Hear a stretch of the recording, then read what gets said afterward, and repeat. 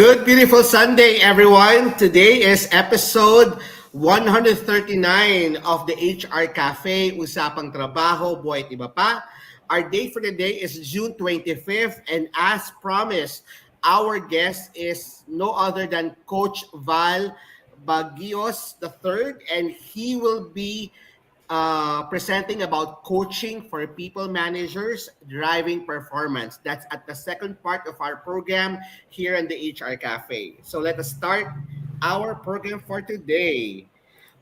The HR Cafe Usapang Trabaho Buhay at Iba Pa is an online talk show program that was established at the midst of the pandemic. We first aired in March 2020, and we have over 140 episodes already. We're the longest running virtual HR talk show in the Philippines. And my name is Coach Darwin Rivers. I'm the founder and president of the Philippines HR Group. I'm a certified life coach, public speaker, motivational speaker, and HR consultant. I'm also the VP for Global HR Operations for a BPO company. And of course, joining me for today are people that I've missed, our mentors. Let's start with Mentor Rhoda Ferentino. Mentor Rhoda has more than 20 years of HR practitioner working experience in different local and international companies. She's a president and CEO of Approach Social Geekers, a public speaker and HR consultant, and also one of LinkedIn's top 100 Filipino women to follow. Hello and welcome back, Mentor Rona. Yes, hello. Good afternoon sa inyong lahat. Good afternoon, Coach Dar and Mentor Tina. Na-miss ko po kayong lahat. Naku, napakasaya na nandito na naman po Trending po tayo. yan si Miss Rona sa Mentor Rona sa TikTok. You should Ayan. watch her. Bagong pinagkakaabalahan po natin ng TikTok. Ayan, ang pangarap ko na po ngayon ay maging isang TikTok-lerista. Ayan. Maraming salamat for welcoming me back and good afternoon to everyone. Of course, we also have Mentor Tina Coang. Mentor Tina is an operations and HR leader with broad local and overseas experience. She's a general manager for a retail company and best known for her blog, tinaandmanila.com. She's also one of LinkedIn's top 100 Filipinos to follow. Mentor Tina, how are you? Straight from the US. It's a pleasure for me to join the HR Cafe once again. Namimiss ko na talaga ang Pilipinas. Mas maganda po dito kaysa doon. Yun lang masasabi ko. And I'm looking forward to hearing Coach Val Baguios to talk about our topic today.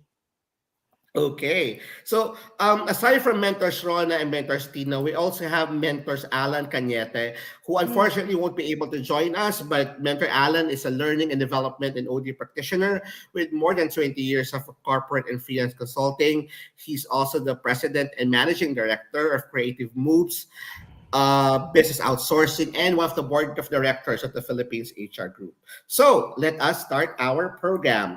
Now, for all of you guys na ngayon pa lamang po naka-join ng HR Cafe at sa mga daan-daan namin taga-subaybay, alam niyo po ito, here at the HR Cafe, we provide timely news and updates. We impart knowledge and experience that are value-adding and beneficial to you, our audience. We also discuss problems, issues, and challenges and provide answers and resolutions on HR topics. And of course, at the second part of the program, we provide free training via our expert and seasoned guest resource speakers. We discuss new technology, tools, and processes, as well as industry's best practice. At the end of the day, we would like to bridge understanding between employers and employees and provide inspiration, motivation, and also advance HR in the Philippines. So let us start our program with our wow quote for the week. Our wow quote for the week comes from a very respected leader. This is coming from Winston Churchill. According to Winston Churchill, we make a living by what we get, but we make life by what we give. Let me repeat this. This is one of my favorite quotes. We make a living by what we get, but we make life by what we give. So this is coming from Winston Churchill. We would like to invite you to please put at the comment section, how does this particular quote resonates to you? What's your understanding of this quote from Winston Churchill? And please, so that we can share it also to our community. And when you post your comment, please, of course, your name, where are you from, what company, so that we can also give you a shout out. So let's start with Mentor Rona. Mentor Rona, from Winston Churchill. Yes. Oh, Your kilalang-kilala natin 'yan episode. si ano, kilalang-kilala natin si paring Winston Churchill. Para sa mga, Gen Z at mga millennials na hindi na po kilala si Winston Churchill, review niyo po ang inyong world history, ayan. Isa po siya sa mga impactful figures during the World War II, ayan. Pero Pero hindi namin po naabutan ng World War II. hindi po namin inabutan yun na baka akalain niyo po buhay na po kami nun. Nabasa rin lang po namin, hindi po namin inabutan. Mga magulang po namin ang umabot sa World War II. It's something, ay, ano yan, isa yan sa mga great wars na sobrang salimuot yan at ayaw na sana nating magkaroon pa ng part 3. Anyways, for our wow quote for the week, and I do 100% agree with Winston Churchill on this one.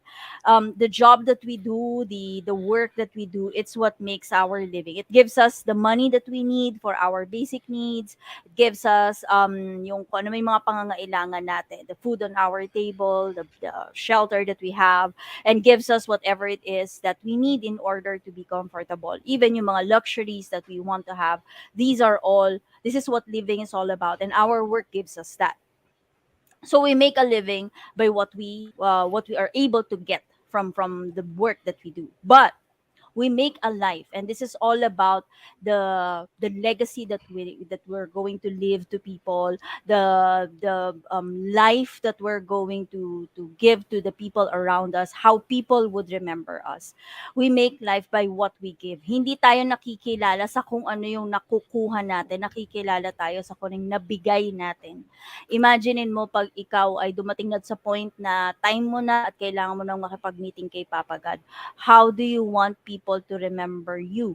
What would people say when you're no longer around? And what they will say would mostly focus on what you were able to impart, whether it's something tangible, it's how you treated them, or the stories that you've given them, the joy that you've given them. That is what makes your life. People will not remember you na yaan mahilig yang kumain sa ganito, or siya yung mahilig yung gumasto sa mga ganitong bagay. Maaalala nila yung siya yung nagbigay sa amin ng ganito. And that's what the quote for the week is all about. And tayo bilang HR, we are in a very interesting position kasi we make a living by what we get out of our job, but at the same time we are also given the opportunity to make a life by impacting the people around us. What about you, Mentor Tina? Ano po ang masasabi mo? Sa mga taong nanonood, please don't forget to put your name where you are in the Philippines or overseas, the name of your company and a shout out so we can actually give you a shout out at the show. Well, for me kasi, it's all about goodwill. Di ba, there was talk last year about quiet quitting and only giving what you are paid to do. And a lot of people were on bank on that because they felt it is very fair. Kung ano lang yung binayaran sa kanila, yun lang din ang ibubuga nila. Pero for me kasi, what people don't consider is goodwill. Anything that you are paid for is dapat mo talagang ibigay. Walang labis, walang kulang. Meaning to say, hindi sobra. Anything na sobra na binigay mo, yun yung sinasabi nating goodwill na nilalabas mo sa mundo. Na utang ng loob ng mundo sa'yo. That's also with regards to your relationship with your boss. Anything that you do right now that is compensable, that is fairly compensable to your salary, yun yung dapat mong ibigay. Anything above is what should get you promoted. Diba? Kasi kunya, for example, sales staff ka and you're being paid minimum wage, and then the requirement of the job is you have to sell X amount, let's say 100,000. Up until 100,000, yun talaga dapat yung gawin mo sa trabaho mo. Above 100,000, yun dapat yung dagdagan ka ng sahod ng employer mo. Kasi it's more than what is required from the job, but you gave it so freely, and hence, dapat your employer should return that to you through incentives. A lot of us kasi are masyadong mabilang. Kung ano lang yung binigay sa akin ng tao na to, yun lang ibibigay ko. May mga tao pa, more than that, kuripot. Ayaw kong magbigay, gusto ko magtanggap lang ng palagi. Hindi pwede akong matalo. And you can see that throughout your circle.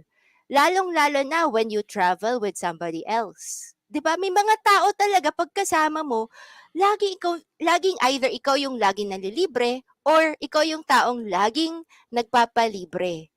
And for me, as a more mature person, I've come to realize the value of people who are more natural givers. Kasi it's very tiring to be in the presence of takers. Alam mo yun? Kasi for example, kasama mo palagi, tapos ikaw lagi naglalabas ng pera, hindi ka ba mapapagod? And that equates to relationships, to family members, to employers. If you're always giving, then you should be, parang for me, that's good. But you also should remember na, parang medyo unfair ba yung kasama ko laging take na lang. I find that more fruitful lives are when you choose people who are fair. They sometimes give and they sometimes take. Sometimes they take less, pero they don't take always. So, ang fun tip ko lang for the wow quote of the week is number one, you have to have this life of always giving because the world will return that to you. At the end of the day, people will not count the value of which you're paid for. They count the goodwill that you add on when you give more than what you're paid for. The second one is you should choose to surround yourself with fellow givers. Because there are people in life that are purely takers. Never silang matatalo, never silang maglalabas, never silang manlilibre. And you have to make sure that there are people not taking advantage of you. When you surround yourself with people who are also givers, there will be a balance and you will have a much more peaceful life. Kasi you're with people talaga who will, yung pantay lang. Hindi lang yung kuha ng kuha kasi talaga nakakapagod pag ikaw lagi nagbabayad. Lastly, for me, as HR, wag tayo masyadong mabilang. Ang mga empleyado natin, sila yung palaging mabilang. Sila yung palaging nagre-resign, di ba? Yung silang palagi feeling nila lugi sila. Eh ano napapaya nila? Wala rin, hindi ba? If masyado ka mabilang sa mundong to, and you think nilalamang ka, at the end of the day, ko pa rin talo. It's true. 'Di ba? You see the people who are always miserable, they're the ones who are sobrang kuripot. So let's not be like them. How about you, Coach Darwin? Kasi ikaw talaga, you're a person who gives a lot. Alam mo, before I give out my opinion on the quote, let me just Yeah. let me just highlight the people who are actually providing their thoughts about this wow quote for the week. According Yes. to Nancy May Bation Omandam, the purpose, commitment, as well as communications are essentially impactful ingredients of life. If one has the empathy, kindness, and generosity, it makes life worth living. Watching from Sikihor. Nako, napakagandang idol ng Sikihor. Hello po, Miss Nancy May Omandam. Another one coming from Shari Ocampo. The quote conveys the idea that while we may earn a livelihood by receiving acquiring things, the true essence of life is defined by what we contribute and give to others. Our actions, generosity, and selflessness are what truly shape our lives and bring meaning to fulfillment. That's according to Shari Ocampo. And may pahabol si Nancy kanina, there must be a balanced life. You give, but do it to those who know its worth, but never expect people who are so critical to see your beautiful point.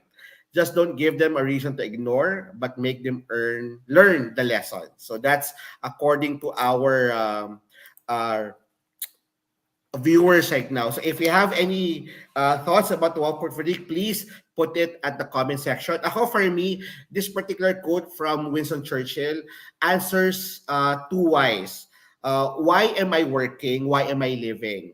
I'm working because I would like to give my family and I would like to give myself the opportunity to live a life that is comfortable. I'm working because I would like to make sure that I have food in the table, I have roof above my head, I am able to enjoy life per se. But yung other why is your purpose of living. Kasi yung isang why mo is really more of how do you live your life. But yung purpose of living, yung how do you affect others? How are you able to change, inspire, and transform the people around you, not only your family, your relatives, your friends, but the people that you work with. Sabi nga ni Mentor Rona kanina, your legacy. When you leave the world, what will be your legacy? Your legacy would not be your richness or how rich you are. Your legacy will be how you affect lives. How you were you able to help people? How were you able to inspire them to do better? Sabi ni Mentor Tina kanina, there are people who are givers and takers. You should always be the one to be the giver. Kasi nga, di ba, it's better to give than to take. This particular quote for me answers my two whys in life. And it's very important. It's a reminder that at everything that we do, our hardships, there's always a purpose. And you always have to follow your whys in life. That's it for me. So let's go to our next uh, HR question for the week. Marami na akong nabasa na iba't ibang comments about this. Meron isang empleyado, kailangan niya mag-transfer from one site to one site. May isang empleyado naman, kailangan niya mag-travel outside Metro Manila. At meron naman isang empleyado na hinihiram siya from one department to another, pero kailangan niya mag-travel. Tinatanong nila, yung travel time ba from one place to another, is it something that should be compensable or should be paid? Kumbaga, dapat ba yung travel time binabayaran din? Kasi kung ang travel time binabayaran, naku, ang traffic sa Pilipinas, 2 hours. Papunta at pabalik pa lang, di ba? So may 4 hours ka na babayaran. So what are your thoughts? Let's start with Mentor Rona. Mentor Rona, HR point of view, you've been in Comp and Ben, Total Rewards. What's your take on this?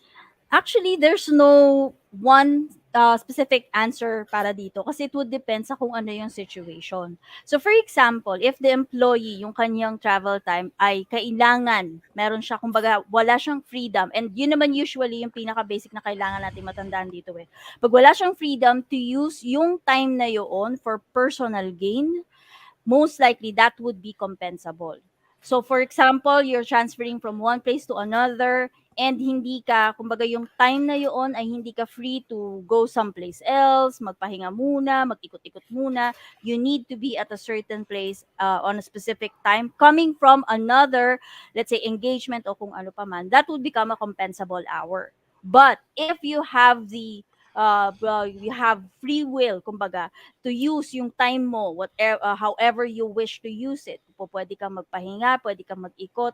Hindi mo kailangan magpasabi na, kung saan ka pupunta o kung ano pa man. Generally, hindi ka required to be at a certain place at a certain time, then that is non-compensable. So magdedepende yan sa kung ano ba yung nature noong travel time na yun at ano yung work-related activities at kung free ka ba to use that time in between, yung travel time mong yun. Kasi pag hindi, dun na nagkakaroon ngayon ng konsepto ng compensable hours. Between work kasi baka sabihin ng iba, kasi required ako to be at the office by 8 a.m. So yung mula bahay hanggang office, dapat bayad yun. Hindi po. Kasi technically yung trabaho magsisimula pa lang pag nandun ka na sa opisina ng 8 a.m. Okay po. Mentor Tina, what about you? What can you say po? Mentor Tina, for you. I'd like Normally, di ba sa retail, naghihiraman yan ng mga naghihiraman Mm. ng mga employees pag may absent, pag may AWOL or whatnot. How do you do this? Retail is easy because Dole is very clear. Travel time from your house to the work, to the first site, and from the last site back to your house is non-compensable. That's very clear naman. So that's the reason why kahit 3 hours yung commute time mo, hindi babayaran ng employer mo yung travel time mo until you time in sa office mo. 'Di ba? So that's very clear. The trick is usually sa corporate world, yung mga multinational. Kasi what if you send an employee to Singapore? So 5 days yung trip and the employee charges you from the time na umalis siya ng bahay to the airport, all around 24 hours ng 5 days niya sa Singapore hanggang pauwi. So it's not just the travel time, but the overtime pa beyond. Nag-attend lang ng conference for 4 hours, pero ang charge sa'yo, yung buong travel time niya, kasama yung tulog niya. That's one. And number two is, what if, for example, nag-conference lang ng 1 hour away, tapos yung kasama ng employee is driver. So, syempre, si driver, tapos nag-overnight pa. And the employee charged you for the sleeping time. That's when it really becomes a gray area for many companies. Kasi kung short term lang, walang problema. On-call ka, technician ng internet connector. Dapat the company should pay for the travel time from one job site to the other, to the other, to the other until the end of your day. Kasi that's part of compensable time that you're controlling the hour and they cannot do anything as di sila pwedeng manood ng sine in between those times. The gray area really comes when it comes to longer hours, may overtime. Kasi meron akong nabasang mga dole complaints na nag-charge si employee ng all the foreign trip, chinarge niya from the time na pag-alis ng bahay hanggang pag-uwi. Kasama lahat. Kasama yung tulog, kain. So, for me, ito lang. Number one, you have to be very clear with your company policies regarding travel time, especially when you are assigning employees to travel outside their regular scope of work. Do never assume that just because you are sending the employee on a conference, on a work related training, they will not charge you for travel time in the conference, or ang tawag doon, yung mga team building and yung pag-uwi, pagkain, pagtulog. Naku, Kasi it is marami yan highly yung mga possible. yung Yung mga team tulog, buildings daw. Dahil yung mga team buildings saka mga out of town na companies, kailangan ah, bayan sila. kasama yung tulog. Overtime daw yun. Oo. 'Di ba? So you have to be very clear when you assign people your compensation policy is very clear. Ano ba talaga ang kasama sa bayad and ano talaga ang hindi. Bago mo i-send yung tao na yun, kasi pag tapos na yung trip, nagbigay na sa sa'yo ng reimbursable SOA, ang hirap ng tumanggi sa pagbabayad. And nasisira yung relationship ninyo pag nalaman mo masyado pa lang mabilang yung empleyado ninyo. Which could have been avoided if this conversation was given before you assign the person to a team building, training, or conference overseas. Be very clear what you will compensate. If you will, 'di ba? If hindi kasama, dapat pinag-uusapan 'yan bago mo pinadala yung tao. And Correct. dapat nakasulat 'yun, naka-sign talaga kung ano 'yun. Kasi minsan masakit din sa HR, akala mo hindi ka i-charge, tapos later on i-charge ka. 'Di ba? Compensable hours, according to the labor law, is only when the company controls the time that they cannot do anything else na personal duties nila. So tulog is not really kasama because how will you know kung nagtatrabaho talaga sila? Pero for me, instead of answering this question, be very clear na lang what you will pay for before you assign anyone into any external Agree. trips.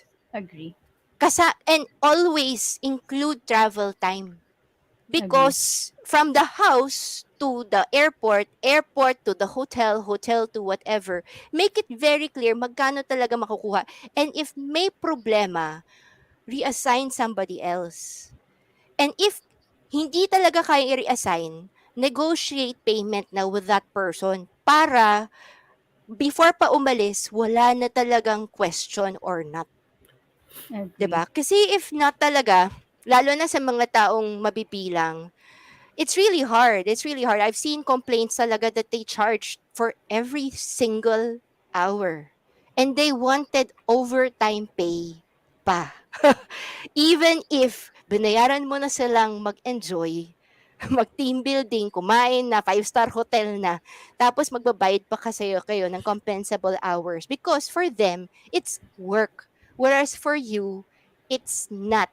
'Di ba? In walang problema, walang away, pag-usapan muna ninyo bago kayo umalis. At Agree. magsulatan talaga kayo para wala talagang issue later on. Ay, Coach Darwin.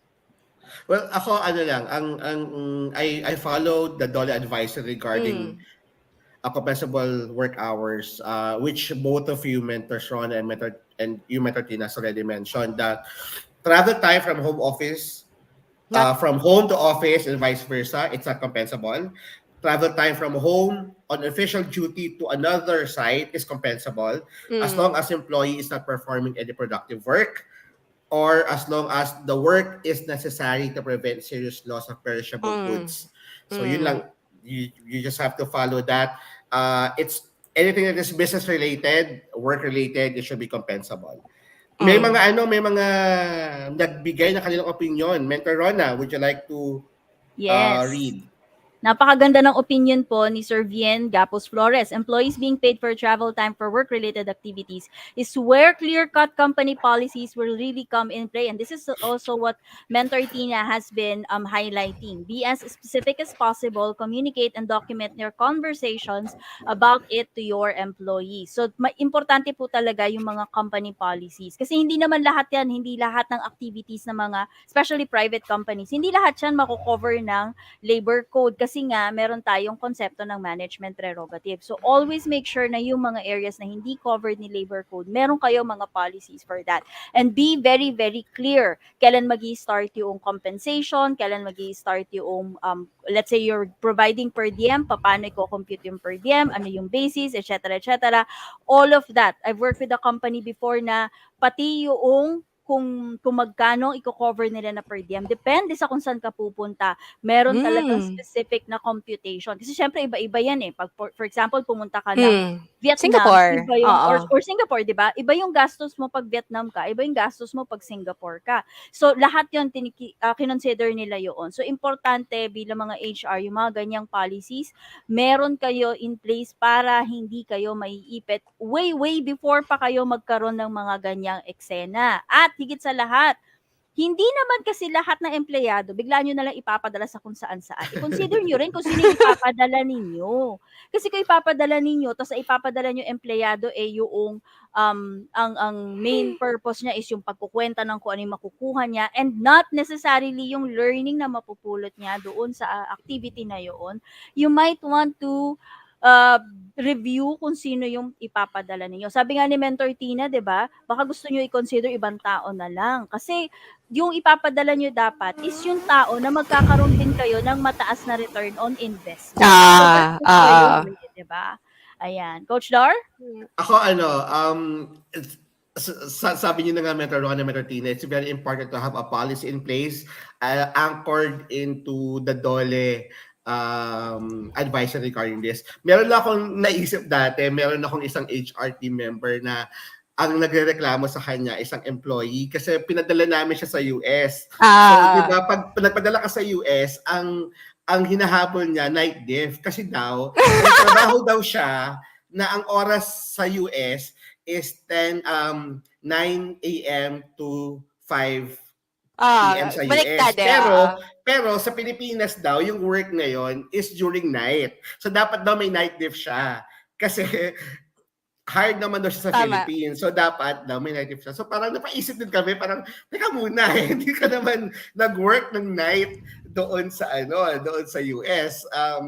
Basically finalo mo lang yung time Different. ng work mo. Oo. So yun, it's very important to put everything in black and white.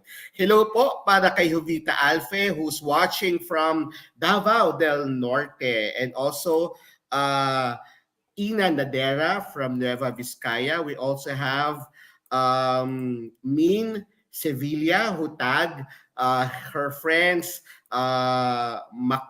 Macarian Avril de Sacula, Jamaica Catalan, Camille de Guzman, Alisa, and Jamil Reyes, tag Catherine Rose Reyes. So please share and share to your network and to your friends the HR Cafe program so that they too can learn. Okay, so let's go forward to our DOLE employment, labor employment updates. Mentor Tina? Alam niyo po ba na may extra regular day din po tayo sa nangyayari sa June 28 kasi it's the observation of Eid al-Adha, which is the Feast of Sacrifice, which is a Muslim holiday. That is a red holiday. So the payment is two times pag pumasok. Pag hindi pumasok, pero the day before the holiday pumasok siya, 100% siya. Remember, it's not a 30% holiday pay. It is a double pay holiday. Nakaka-announce lang po. So that actually shows that in June, there's only 25 working days for all of us. Kasi meron tayong June 12, which is a double pay, and June 28, which is again double pay. So napakasaya talaga sa June kahit na umuulan palagi. So next po. Okay. Yes, This is for syempre pa. SSS. Oo, ang ating paboritong government agency. Nag-announce na po ang SSS na inopen na po nila ang kanilang calamity assistance package para po sa mga miyembro na apektado po ng Mayon volcano or volcanic activity. Yan po ay para sa buong probinsya ng Albay na sa mga sandali po ito ay naka-place na po under state of calamity. So yan po pwede na po kayong mag-apply ng CLAP or ng Calamity Loan Assistance Package. Pwede po kayong mag-apply online para dyan. Meron din pong 3-month advance pension para naman po sa mga SSS retiree, disability at survivor pensioners at easy disability at survivor pensioners na nakatira sa declared calamity areas ng atin pong NDRRMC. Ang CLAP po or ang Calamity Assistance Package or Calamity Loan Assistance Packages ay open mula June 22 hanggang September 21, 2023. So po pwede na po kayong mag-apply para dyan. Kasama po dito po sa mga areas na naka-under state of calamity ay ang areas po ng Bakakay, Kamalig, Daraga, Ginobatan, Jovellar, Legazpi City, Libon, Ligao, Malilipot, Malinaw, Manito, Oas, Pio Duran sa may Malakbalak, Polanggi, Rapu-Rapu, Santo Domingo, Tabaco at Tiwi. Paunawa po, kailangan po ang home address ninyo naka-reflect po doon ay yung area na under state of calamity. So kung records po ng SSS nyo, ang address nyo po doon ay ibang area, maaaring hindi po kayo makapag-avail nung kanilang calamity assistance package. Kung kailangan nyo po mag-update, fill out po kayo ng e-form or yung ating member data change request form at isubmit nyo po yan sa pinakamalapit na SSS office para po may update ang inyo pong details. Ayan. Ano-ano po ba ang ating dapat tandaan pagdating po sa ating Calamity Loan Assistance Program? Ang Calamity Loan po ay dapat munang mabayaran ng buo bago makapag-avail ng panibago pong Calamity Loan sa hinaharap. So hanggat hindi nyo po nababayaran ng buo yan, pag nag-avail po kayo ng CLAP, ibabawas po doon sa inyong panibagong application para sarado na yung nauna yung CLAP bago po yung panibago nyo pong loan. Okay? Anumang overpayment sa mga nakaraang loan na isa sa ilalim po yan sa validation ng SSS at kung ito po ay valid, i-apply po yan sa inyong existing loan para mas mababa na lang po inyong babayaran. Magkakaroon po kayo ng loan default kapag kayo po ay merong aggregate unpaid obligations na katumbas ng higit sa 6 na monthly amortization. Ang kabuuang balanse po ng inyong defaulted loan ay magiging due at demandable po agad-agad pag kayo po ay defaulted account na at magkakaroon po kayo ng 10% interest sa outstanding principal kada taon at 1% penalty kada buwan para sa hindi nabayarang principal at interest. If you would want additional information, maaari niyo pong i-scan ang atin pong QR code na nakadisplay po sa inyong screen ngayon. Coach Dar? Oo, para po sa mga kababayan natin sa Bicol Region na naapektuhan po ng pagputok ng Mayon Volcano, mag-ingat po kayo mula po sa amin dito sa HR Cafe at Philippines HR Group. Before I continue, I would just like to recognize Jojo Resio. Jojo Resio is one of our mentors also at the Philippines HR Group. Ano yan? Isa yan sa mga madalas nating i-invite dito na mentor. Sabi ni Jojo, the compensability of travel time outside the 8-hour normal work hours should be clearly outlined through a policy. Yun nga sinasabi ni Mentor Tina sa Mentor Ron na kailangan naka-black and white. Our guiding principle should always be, is a travel necessary to accomplish a defined goal? But there's a whole lot of many factors that we also should consider. That's according to Jojo. Shout out also to Jen Lauren Sakman who says good afternoon to everyone. And then to Michael Peñamonte, who says hi to Miss Tina. There's Pag a may Facebook. kailangan kayong ano ha, contractor, si Michael, Sir Michael, yan, okay siya. Okay, there's hindi ko makita kung sino to, pero there's a Facebook user says that the reason why our employees charge even their travel time when sent abroad and charge night leave because we compensate for the employees' time away from their families. What's your opinion on this, mentors? The reason why our employees charge even their travel time when sent abroad and charge night diff because we compensate for the employees' time away from their families. Ako I for actually me, disagree. oo, Sorry, kasi I ako, Anong disagree. kinalaman? When ako you're yung at pag, work, you have time oh my away God. from your family, di ba? Mm. Okay, anyway, go. Ako for me, ako muna ha. The reason why companies are sending you abroad is because it's part of your agreed responsibility. It's part of your duties and responsibility. You agreed on it. Second is that if your company is sending you abroad, it's an opportunity for you not only to know the culture, know the people on that part of the world, but also an opportunity for you to learn their best practice and be able to upgrade yourself in terms of skills and knowledge. Third is, pag pinapadala naman tayo abroad, hindi naman tayo yung pinagbabayad ng airfare, hindi naman tayo yung pinagbabayad ng ng hotel, hindi naman tayo basta lang iniiwan kasi meron tayong normally companies will give us per diem for every day which we can use for our travel and food. So, yung time away from the family, I think this is something that normally when you're on that leadership role already, 'di ba? It's something that is already given. It's part of what you signed up for. So hindi po natin pwedeng sabihin na maniningil ako ng night diff kasi nasa US ako nag-work tapos pag kinonvert mo yun sa Philippine time, PM yon dapat may night diff. Hindi po ganun yon. So, how about you, mentors? Mentor Rona, I'll ikaw. go ahead, okay? Ito yung sinasabi, at alam ko madalas ito nababanggit ni Sir Jun eh. The spirit of the law and the letter of the law. The night differential was not intended to compensate employees because they are spending time away from the family. The night differential is being given to employees who worked between 10 p.m. to 6 a.m. simply because it's a hassle for them. Tulog ka dapat nung panahon na yun eh. The reason why we have compensation is because you're compensating for what could have been an effort na hindi naman needed from the employee. Kaya kami premium pay because it's supposed to be a non-work day but you were required to work. So you have to be compensated for that.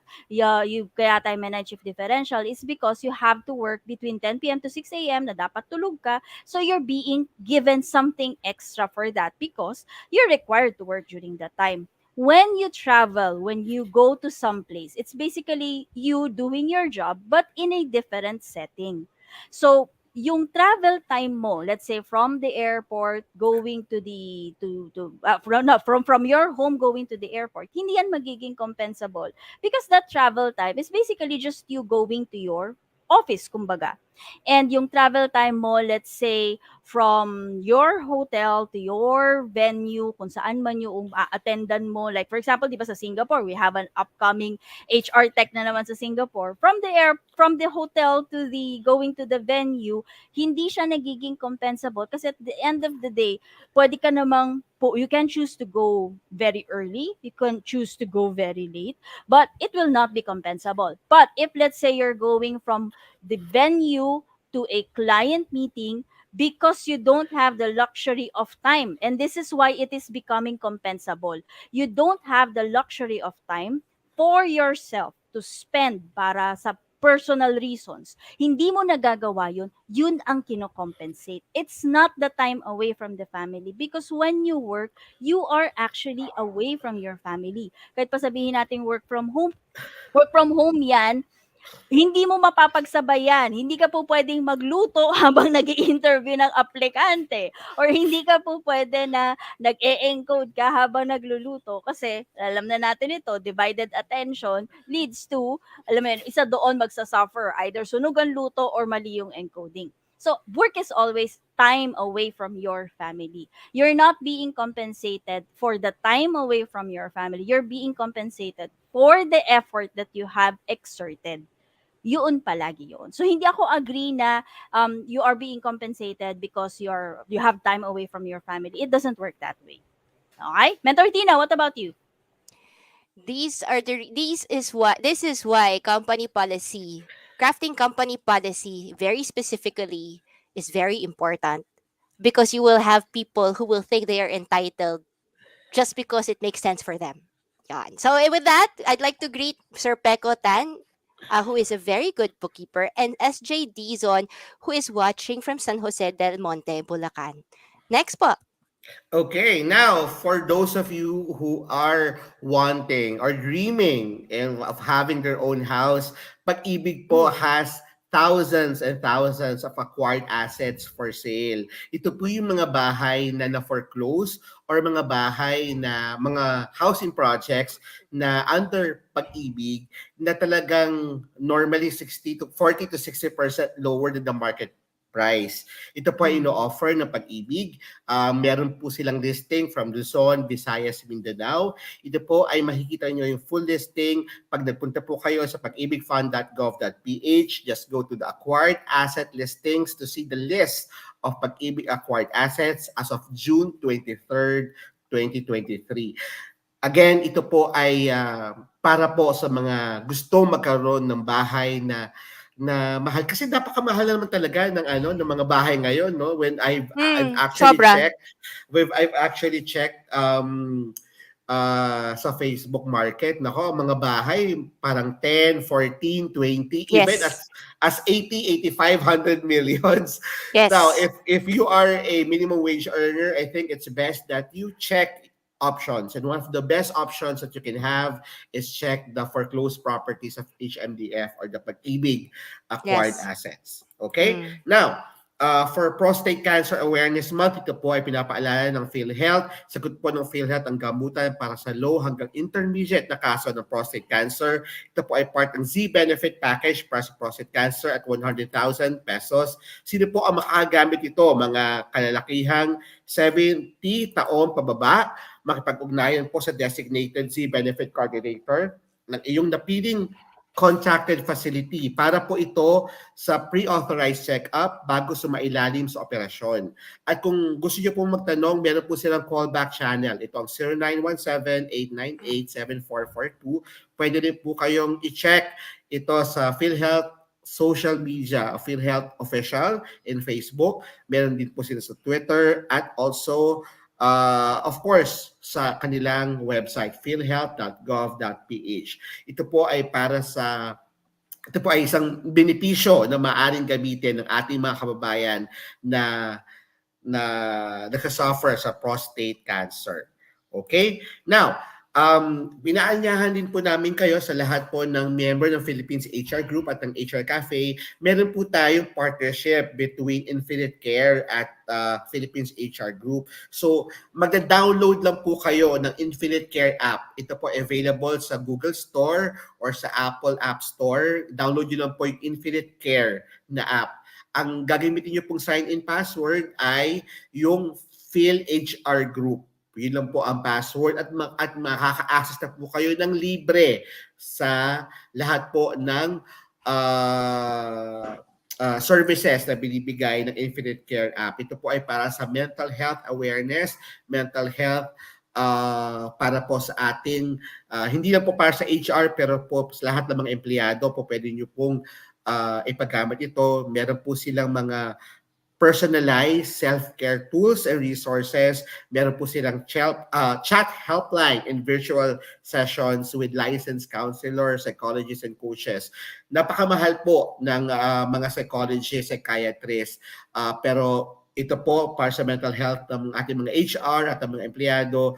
We partnered with Infinite Care para po mabigyan po sila ng opportunity to tap an established mental health care institution to help us in taking care of our mental health. Okay, now, if there are any questions po, you can always post it at the Philippines HR Group main page. Please join the FB group page and LinkedIn group page of the Philippines HR Group. Ito po ay we're actually growing. We're more than 300,000 right now in Facebook. In LinkedIn, we're almost 25,000. So please continue to support us. We are very appreciative of your support, your trust, and your confidence to our organization. Maraming salamat po. And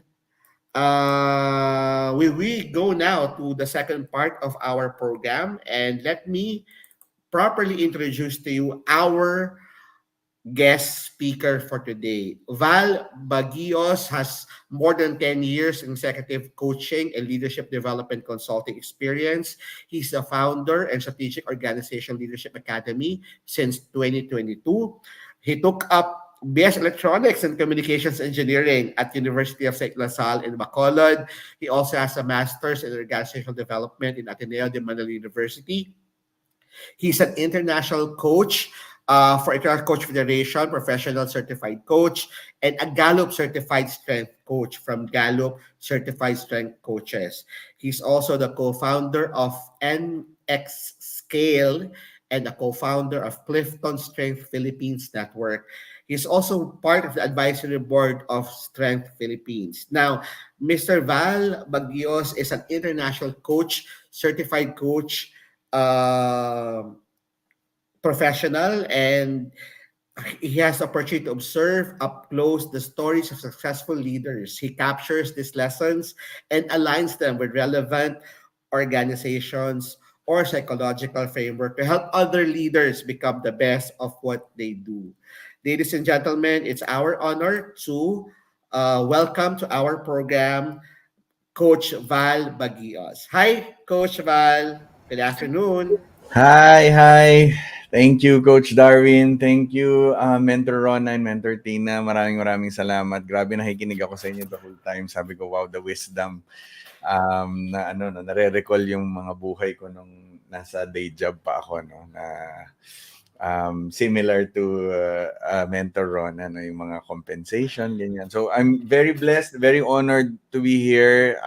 Finally, matagal-tagal din nating niluto to, Darwin. So, 2 Val, months.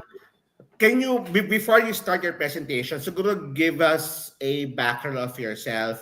Paano ba nagsimula ang karera mo bilang isang learning and development practitioner, isang mentor at isang coach? Yeah, What wow. what what happened? Kasi electronics ang kinuha mo no college. Di ba? I know, right? I Engineering. know. I know. And yeah, mahabang kwento, and it's part of my story talaga that I tell when I talk to people who are career shifters. So very close to my heart, mga nag-shift ng career from anywhere to something similar to this, to coaching, to ano ganyan. I took Clifton Strengths, no, Strengths Finder during that time. Now it's called Clifton Strengths, back in 2011, and from then on, sabi ko parang there's something that I wanted to do more than just talk to computers, repair computers, and all of these things, talk to servers. Parang sabi ko, parang mas masaya, na-realize ko, kaya pala, mas masaya sa akin to talk to people, talk about motivation, talk about, all these people issues. And kaya rin pala binabato sa akin yung mga ganong klaseng problema, even though I'm a technical person. Because there's something inside of me that really wants to be able to do that. And finally, at some point, sabi ko, after 10 years being in IT, I was working in IT for 10 years, and sabi ko, parang I think I need to shift entirely na. Parang I have to stop spreading myself too thin and really go into the work that I'm really passionate about, and this is it: people development, learning, coaching, very particularly coaching during that time. So yun, ang short version ng Sige. kwento. Okay. We will give you the floor now, Val, Coach Val. You have oh wait, your presentation, is it up now? I am sharing it now. Hold on. So for anyone with questions, please do not hesitate to put your questions on the comment box. So after the presentation of Coach Val, we will engage. So doon natin babasahin lahat ng tanong mo. So please write it as meron kayong naisip. Alright? See you Oo. soon, Coach Val. Coaching All for right. people leaders, driving performance and engagement. Asia Cafe, we welcome Coach Val to proceed with his presentation. Thank you. Thank you once again, Darwin, Tina, and Rona. Thank you. Thank you so much. And to the people who are here today, this afternoon, maraming salamat. And I know today's Sunday, rest day. So hopefully while you guys are resting, spending time with your family, maybe you can put me on your background headphones. But then if you can comment as well, please do so. I would love to hear your thoughts about the things that we will talk about. We will talk about something that is very close to my heart personally and professionally, no, coaching. For me, coaching is not just work or a job, but for me, coaching is what makes me feel alive. It brings fulfillment to me as a person, and I want to be able to do this hopefully for the rest of my life. Like I said, I've been doing this for 10 years already. After I shifted my career, sabi nga kanina ni Coach Darwin, I have a very technical background coming from ECE and then went into IT for 10 years. Then went into coaching after that. I journey with people. Normally, if I have a coaching engagement, it lasts for 6 months, maybe even more. And I just journey with them and help them to rediscover their talents, whether it's leadership talents, whatever role they're playing, sales, etc. So that they may live purposeful lives. So malaking bagay sa amin as coaches that there's meaning and purpose to the work that we're doing. So ayan, thank you guys for those who are watching right now. So that's what the work that I do. Now, I wanna get a quick temp check, no, sa mga nanonood. What is your role in the organization? Are you an HR? Are you a supervisor, team leader? Yan, baka meron dyan in the background. Or maybe you are a coach, di ba? Watching this right now. Anyone there? Anyone there who can share with me or with us your role in the organization. Yan. Thank you guys sa mga nanonood. Yan. Sige, comment lang, comment lang. And while you are sharing your role in the organization, no, para lang maintindihan ko who am I talking to. Here are the two things that I will be able to answer today. Number one, why managers and people leaders, no? Bakit ba kailangan mag-coach? Yan ang gusto nating sagutin. No? People leader ako, I am a manager, maybe HR manager ka and all. Bakit ba kailangan kong matutong mag-coach? And may konting caveat ako dyan because sometimes we think we're coaching but maybe we're not. And I'll share more of that later. Ayan, sabi ni Facebook user, sayang Facebook user, wala kang name. HR business partner siya for training and OD. I love it. I love it. Thank you. Ayan, syempre, si Mentor Rona, HR leader. Van says, HR admin. Rose Ann Riveral says, I'm an HR generalist and in a financial institution. HR leader, consultant. Oh, I love this. Sir Bong Toblan said, corporate nanny. Sir Bong, ano ba ang ginagawa ng isang corporate nanny? Parang gusto ko yan. No? Magandang ano yata yan, trabaho yan. Okay, corporate nanny. Sabi ni Jen Sakman, HR business partner. Yan, mga HR business partner. Logistics and transport. Sabi ni Facebook user, okay, hindi po lumalabas yung inyong name. Baka kailangan nyo bigyan ng permission sa StreamYard sa Facebook nyo. So, click nyo lang yan. Sabi ni Rap, hey, hi Rap. Ayan, kamusta? Ayan, business owner. Sabi ni Ems, HR manager in an engineering firm. Eileen says, employee relations officer from OD department. Wow, ang galing. Wow, amazing. Great. I am so excited. Okay. All of you guys are coming from HR people management. The second thing is that I'm going to give you some form of structure on how do you create high-impact coaching conversations. Okay? So, yan po ang pag-usapan natin. Thank you so much sa mga nagre-reply. At least alam po natin na may kausap tayo tonight or today. But wait, why managers? Right? Pwede namang iba na lang mag-coach. Pwede namang si Coach Val na lang ang mag-coach. Diba? I-hire ko na lang siya. Pwede rin naman po natin gawin yon. Pero bakit ba mahalaga bilang manager leader sa ating mga organization, why is it important that we will be able to coach? Number one, and this is coming from the study of Gallup organization, because people managers have the most impact on engagement, or wag naman sana, pero disengagement. In short, the immediate managers and sometimes yung mga few steps higher than you, yung mga tao or leaders na talagang nakakasalamuhan ng ating employee from 1 to 2 up, then that employee has the greatest impact on the engagement or disengagement of that person. And I want to share you later how important engagement is in relation to performance later, so that we can talk about coaching. According to Gallup, and they actually created an entire book around this, managers account for 70% of the variance on employee engagement. 70%. Now, data is there, but to be honest with you can just imagine with me.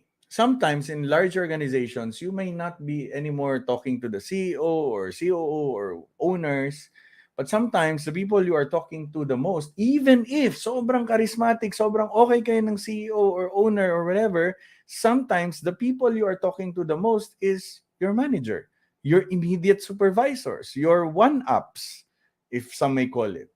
Hindi ba? And because of that, ang laki nung impact niya when it comes to your engagement or disengagement. Kasi pwedeng, sobrang love ko tong company to, sobrang okay sa akin yung owner, kahit friends pa kayo.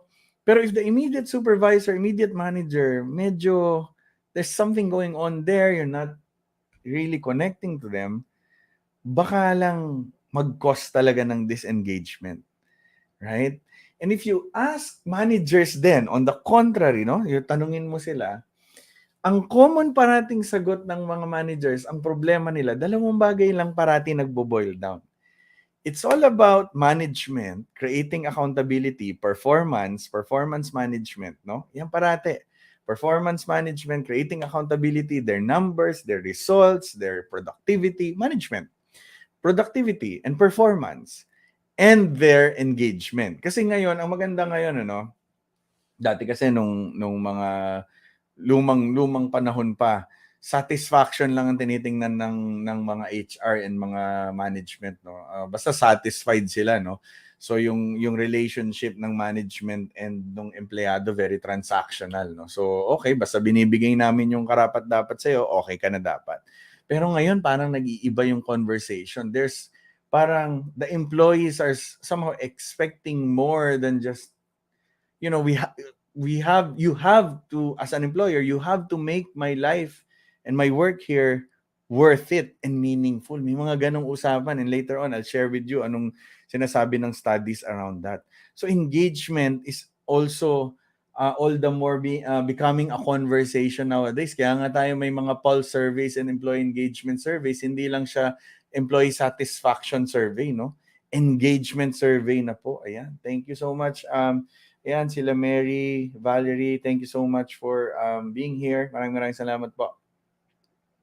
And I'm gonna share with you a study of Gallup about the impact of engagement. They did global study all the time, no? Si Gallup napaka masipag po talaga maggawa nitong mga studies na ganito. And some of the business impact ng engagement, employee engagement to the companies. Number one, bumababa ng 81% ang absenteeism if employee engagement is going up, right? So bumababa, which is yan, kulay green na arrow, meaning maganda. Okay? Number two, 18% lower ang turnover for high turnover organizations. Example ng high turnover organizations, BPO, yan, yung mga high turnover, 18% ang baba. And sa mga normal na organizations, low turnover organizations, 43% ang binababa if employees are engaged. Okay? 64% in safety incidents, meaning less work-related accidents. They studied this in some manufacturing companies. Next, if employee engagement is good, ito po tayo sa second row, 28% in shrinkages. Familiar po ba tayo sa shrinkages. Mention ko lang sinasabi ni SJ Dizon, resistance to change of the employees. Yes, that's part of the problems nga talaga of managers, yung resistance to change or managing the change. Okay? And napakagandang conversation yan when it comes to coaching. I'll share more of that later. Next, 41% in quality defects. Again, in manufacturing, one of the industries they studied, if employees are engaged, 41% less in quality defects. 58% in patient safety in the medical field naman, in the medical industry. Okay, so 58%. Laki, no? Grabe, no? May kinalaman pala ang employee engagement, being engaged, I guess, ng mga health workers natin sa mga patient safety incidents nila. And this one, another thing that they created a book on called Human Sigma. Si Gallup, sabi nila, employee engagement increases customer loyalty 10%. Kapag ang mga tao ay engaged, ang mga empleyado mo ay engaged, it actually affects customer loyalty quite indirectly, but hey, 10% is 10%. Right? So, ang laking bagay pa rin. And next, and last, third row, 18% in sales productivity. Ayan na, ang sinasabi nating performance. 23% in profitability of that of employees. Okay? So let me tell you this. I know we're talking about performance, but let me tell you this. Engagement has performance impact. Even if you look at yourself, and we will define engagement later. If I am engaged, performance comes. No? It comes naturally even. If I am disengaged, definitely my performance will be affected. It's a no-brainer because engagement deals with the heart and the mind of the person about the workplace. That's just it. That's just the reality of things. Now, do people still find their work meaningful today? And again, we're talking about engagement. Anong sabi ng latest data ni Gallup?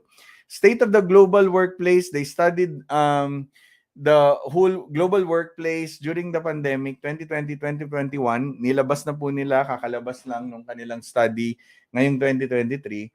And if you have 10 employees, 6 of them might be quiet quitting today. What is quiet quitting? Marami na pong definition yan, pero kung isa-summarize po natin, quiet quitting means I'm giving only the bare minimum effort enough to keep the job because they recognize, yung mga nagko-quiet quit, that they want to live their lives outside of their jobs. I have other things going on in my life and, why give it my 100%? Right? And ako, I have a very, I guess, objective look at this, no? Kasi iniisip ko, some people would say, yeah, so what? So what? If I'm not giving 100% of myself at work, so what if I quiet quit? I'm giving them what I promised. Very transactional yung relationship namin. I promised you this, I give you this, then you give me what is due. Diba? You give me enough compensation as you promised as well. Very transactional. Engagement kasi, when you talk about engagement, it means you give discretionary effort. And discretionary effort means I give over and beyond what is expected of me. And that is the decision of the employee. According to Gallup, 6 out of 10 is saying, why should I? Nowadays. Grabe, no? 6 out of 10 might be quiet quitting in your team right now. Ilan team members mo ngayon? They might be quiet quitting. Here's the full result. 23% is engaged at work. When you say engaged, yun yung sinasabi natin. They give discretionary effort. Their mind and their hearts are really connected to the work that they're doing. Not only the work, but the workplace as well, di ba? Maraming factors yan, ano? And then, 59% or almost 60, kaya 6 out of 10 kanina, is not engaged. They're just punching in and punching out like a zombie, and that's about it. I just give you whatever I want to give. I won't resign. I'm just gonna stay here, and that's it. That's state of the global workplace 2021. That's kasagsagan ng pandemic. 18% is loud quitting. Nakakatuwa tong si Gallup, no? May term silang ginamit, no? Loud quitting. Basically, actively disengaged people or employees are employees that are blatant about what they don't want about the organization. But hey, here's the thing. They might not be resigning as well. Pero ba kayong ganun? Anong mas marami sa trabaho ninyo? Engage, not engage, or actively disengage? Anong mas marami sa tingin nyo, no? Ano kaya dyan, no? So mga, or baka nag-poll survey na kayo, di ba? Baka nag-engagement survey na kayo. Anong mas marami sa inyo? Is this representative of your workplace? Does this pretty much represent what you are experiencing in the workplace? Okay, share it in the chat, no? So, yan nga ba? O, screenshot niyo yan. Okay, so go ahead. Okay, so let me define a little bit engagement lang, no? Engagement, according to Gallup, is the involvement and enthusiasm of employees in their work and workplace. Ganda nito, no? Kasi even Ateneo did a local study and na-realize nila there's also two aspects to engagement. Some of them are engaged in the work itself, the role, and some of them is engaged in the workplace. Right? So, two different perspectives yan. Hindi lahat ng taong engaged sa role, engaged sa workplace nila. Okay? So, ganon. And I love the involvement and enthusiasm. Kaya ako nilagay dito yung dalawang logo na yan. Puso at isip. Involvement means, is my mind being engaged? Na parang na-excite ba yung utak ko? Na parang, sige, game to. Lalo na pag yung mga problem solvers ng mga mindset, no? Talagang, grabe sa trabaho nila. Talagang, wow, sige, so-solving ko yan. Mga ganon. And enthusiasm means it's an emotion. I'm enthusiastic. I'm excited to go to work. I'm excited to see my coworkers. I'm excited to see my boss. How many people can say that? Diba? So that's engagement for you guys. So again, it's very important. And it's very important. Oh, sabi ni Ems Dalisay, engaged as far as I know and observe. Yan, buti naman, Ems, no? Go and have a survey if you want, no? And make sure lang actionable yung survey. Kasi yun ang mahalaga, no? Hindi basta-basta tayo nagpapa-survey kasi aasa yung tao dyan. So when you create a survey, make sure that it's actionable on your part and you really intend to take action. But if you really want to know, in actuality, you can ask questions about engagement. And marami pong engagement survey models na pwede nyong gamitin. Isa na po dito yung sa Gallup mismo, which is called the Q12. Q12, 12 questions. So you can research that. You can use that model. Marami rin pong ibang model ng engagement survey. So I encourage you to do that. Okay, balik tayo. So napakahalaga na yung puso at isip ng ating mga team members, no, or employees nasa trabaho. Ganun kahalaga kasi nakakaapekto sila, kita niyo yung mga business impact na nangyayari. So napakahalaga. So the question is, so Val, so what can we do? Now, ang dami po nating pwedeng gawin. Like I said, maraming factors ang engagement. Some of the factors are literally physical places in your workplace. Right? Even the office itself, you adjust some things there that would make their lives better, will make their work better. Malaking bagay na po 'yon sa engagement, no? But I want to take your particular attention to the conversations that if you are a leader, people leader or manager ka, the conversations that you might have with them. Okay, 'yun ang pag-usapan natin, no? Kasi in as much as okay, bigyan mo sila ng magandang laptop, magandang computer, magandang upuan, malakas na aircon, malakas na wifi. Yes, you are adjusting all these things. May pa-team building ka pa, nag-sports pa kayo, nag-tug of war pa kayo sa beach, no? Na lagyan pa ng buhangin yung mga mukha nyo. In as much as you're doing that, real engagement happens in the day-to-day conversations that you might have with them. Day-to-day, week-to-week, depende. Gaano kayo ka-frequent mag one-on-one coaching conversation with your people. And I want to take your attention to that kasi coaching is very important. And the question is, why coaching? Bakit coaching? Let me define coaching muna, no? So I love definition of ICF is International Coaching Federation. They are the global association that makes sure that coaching is done the right way. No? Ang sabi nila, coaching is partnering with clients, in your case, employees, kung kayo po ay leader, in a thought-provoking and creative process that inspires them to maximize their personal and professional potential. Now, I know that's a mouthful. Let me unpack that quickly for you. Partnering. When you are having a coaching conversation, okay, hierarchy becomes a little bit blurred, because at that moment that you are a coach to that person, you are partners. You are partnering with them. So, I'll share more later about the structure of the conversation, but one of the first things that you will ever ask is what the person wants to talk about, or the goal or the agenda of the conversation. So pag nagpa-partner ka sa kanya, okay, yung conversation halos co-created yung agenda niyan. Hindi pwedeng agenda mo lang. Kasi boss ka, kasi leader ka, kasi manager ka. The most is 50-50, co-created. What do you want to talk about today? Mr. So-and-so or Miss So-and-so, right? Magko-coaching tayo. What do you want to talk about? What's your goals? What are some of the plans that you want to be coached in? Yan. So, co-created yan, di ba? So, lalo na pag empleyado nyo, i-align nyo lang sila. Of course, sa expectation ng role nila, di ba?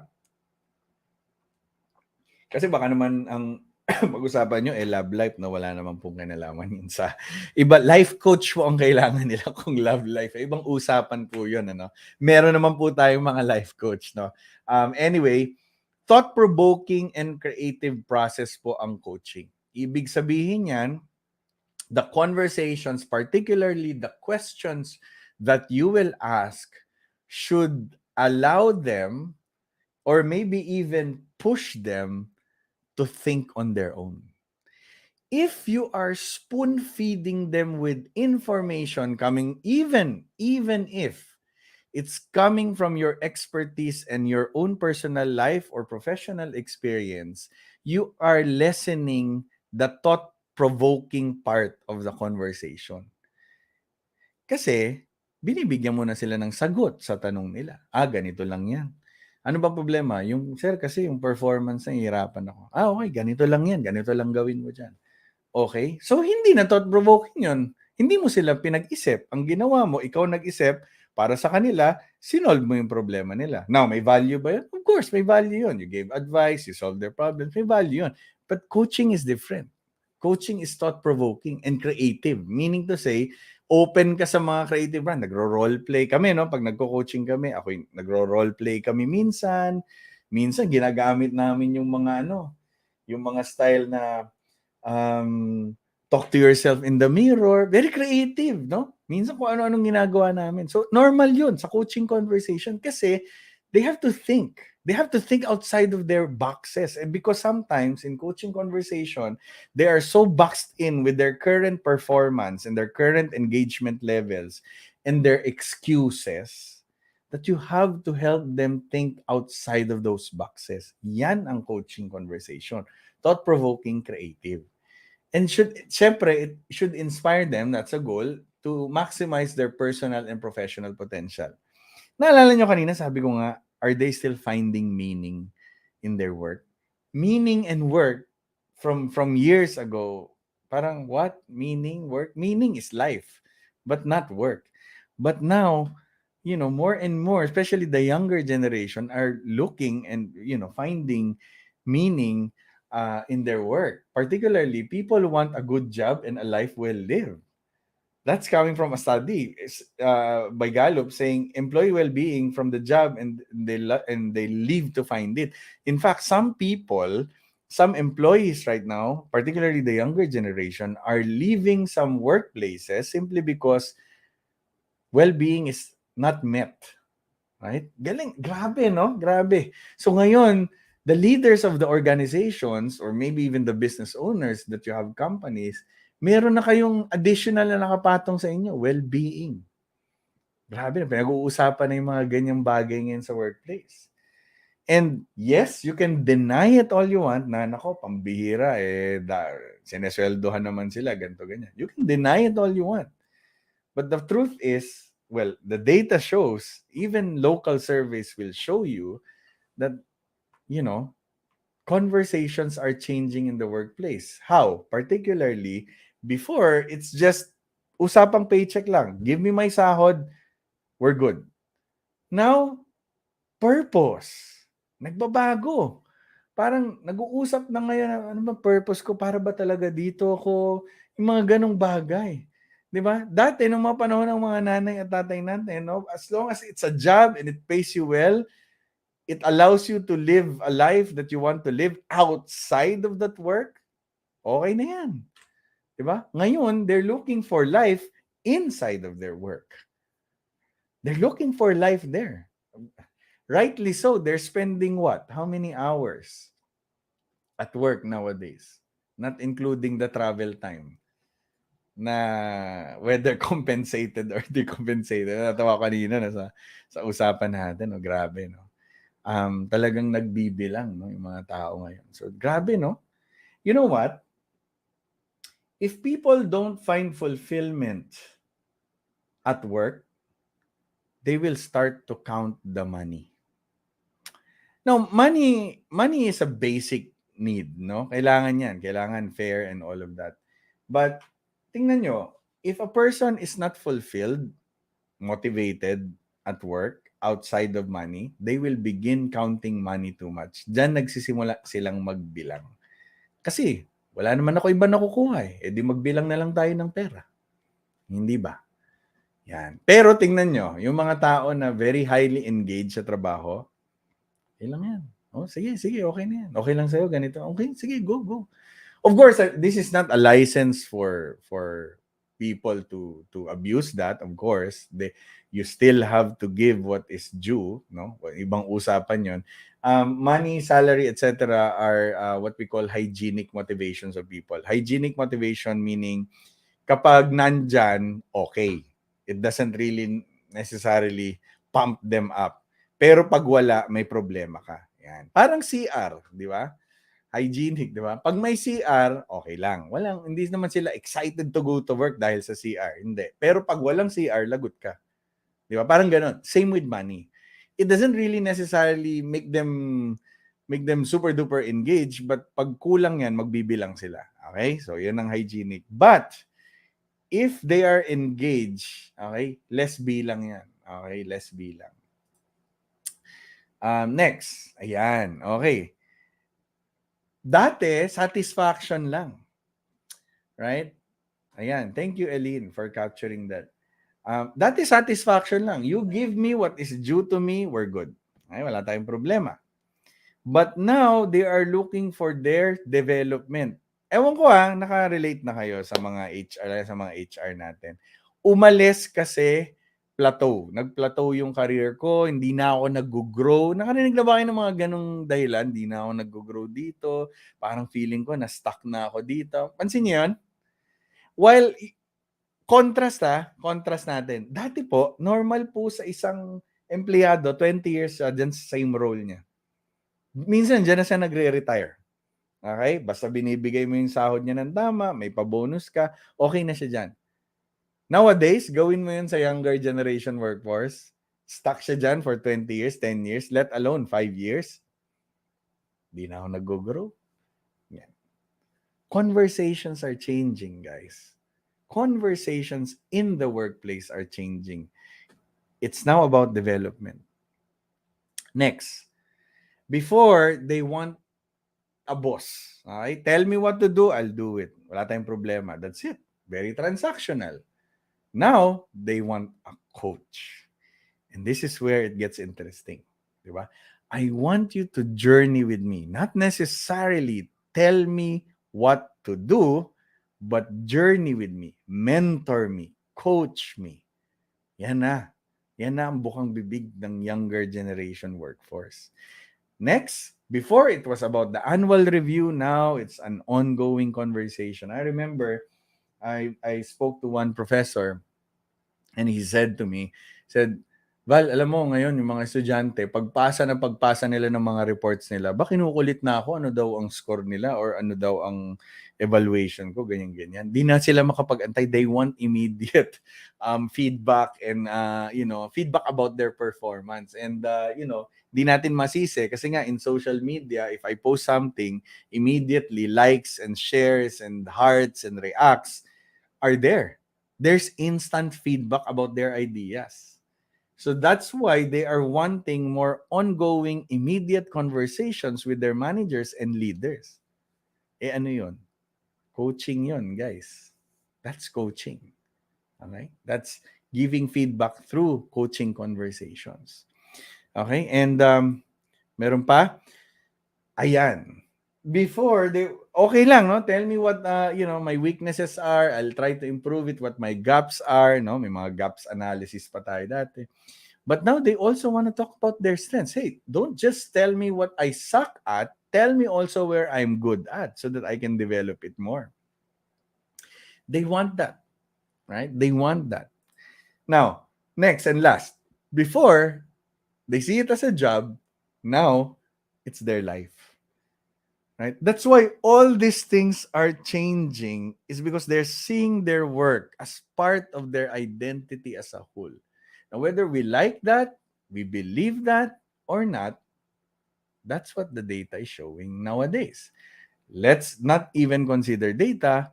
Talk to your younger generation workforce and see if this is what they think about their work. Right? Do you think about your work as your life? If they don't get life at work, they will look for life somewhere else and they will be disengaged at work. Wala naman ako nakuhang meaning dito eh. Di man meaningful sa akin itong ginagawa ko eh. Di hanap ako ng meaning somewhere else. Maybe mag-volunteer ako to do something for the environment. That's meaningful for me. Napansin nyo ba yun? There are more and more ano bang tawag mo doon? Social responsibility and causes happening all over. And even the younger generations are participating in that. In fact, baka nga sila ang mas participative of that. I'm coaching a lot of people who are Gen Zs and young millennials, and I see this. Right? Tell me, guys, if this is making sense, this framework. This is from the research from Gallup entitled How Millennials Want to Work and Live. These questions they started asking when the millennials came into the workplace, and up until now, the Gen Zs are coming into the workplace. Is this something relatable to you? If it is, type relate on the chat. Yan, kung nakaka-relate ba kayo? Okay, baka kayo yung dilaw or baka na-experience na yung dilaw. O baka nandun ka pa sa kulay black. Okay, baka nandun ka pa sa black. Okay lang yan. It's just generation gap lang yan, guys. Ganun talaga. This is changing. Which is why, for me, coaching is the language of leadership of the future. Okay? Ganun lang talaga. Okay? Yan. Thank you. Sabi ni Facebook user relate. Sabi ni Shari Ocampo relate. Angelic or Daniel Tohelio, ayan, relate. Ayan, sabi ni Sally Concepcion, relate. Micah Bantugan, relate. Ayan, thank you so much. Rosan Riveral, thank you for the words and wisdom, Coach Val. Very informative. You are welcome. Ayan. So, ang galing, no? So, thank you that you are, you can relate to this, no? Here's the thing. Di ba sabi ko kanina, people want a good job and a life well lived. May dagdag yan. Leaders, listen to this. And they do not want you to just teach them. They want you to journey with them and guide them to it. Again, conversations. And performance conversations has always been, how do I say, controversial. Some organizations totally remove performance reviews. Ewan ko, nabalitaan yun. Adobe, I believe, Microsoft did something also. All these companies, tanggalin na natin mga performance appraisal conversation. Some of them, they literally remove that. Okay? Here's the survey. Okay? This is coming from Gallup survey in 2017, Re-engineering Performance Management. 14% says the performance reviews they receive inspired them to improve. Guys, 14% out of 100% are just saying Okay, nakaka-inspire yung performance review ko. 14%. Di ba? And you know what? Sometimes kasi ang laman ng performance review, syempre mga nega, di ba? Kasi lalo na pag nega nga yung, yung laman, di ba? So hindi nga talaga nakaka-inspire yun. But still, this is any kind of performance reviews, sabi ng study, 14% are only saying na inspiring siya. Next, 20% said their performance is managed in a way that motivates them to do outstanding work. So my performance is being managed by my direct supervisor, direct manager. 20% lamang po ang nagsasabi na, yes, that kind of, yung performance management na ginagawa niya sa akin, it motivates me to do outstanding work. 20%. 8 out of 10 is saying otherwise. In short, kabaliktaran, it's not motivating for me. Whatever this person, this boss of mine, this manager of mine is saying to me, hindi ako nagaganahan to do outstanding work. Very interesting. 21% says they have performance metrics that are within their control. Uy, ito technical issue na to ha, pero 21% is saying, performance metrics namin, di naman within my control. So, anong gagawin ko? Wow, this is very interesting. For OD people there, for HR managers, this might be something to take a look at. Are the KPIs that we have, is it really within the control of the performer or the employee, or maybe not? Right? Check yan. Yan. Design naman yan ng KPI. Diba? Very interesting. 23% says their managers provide meaningful feedback. Again, what about the what? May na ako sa math. 23%, less 100, di ba? 87%. What about the 87%? What are they saying about the feedback of their manager? What are they saying? Okay? 26%, puro numbers po tayo. The feedback they receive helps them do their work better.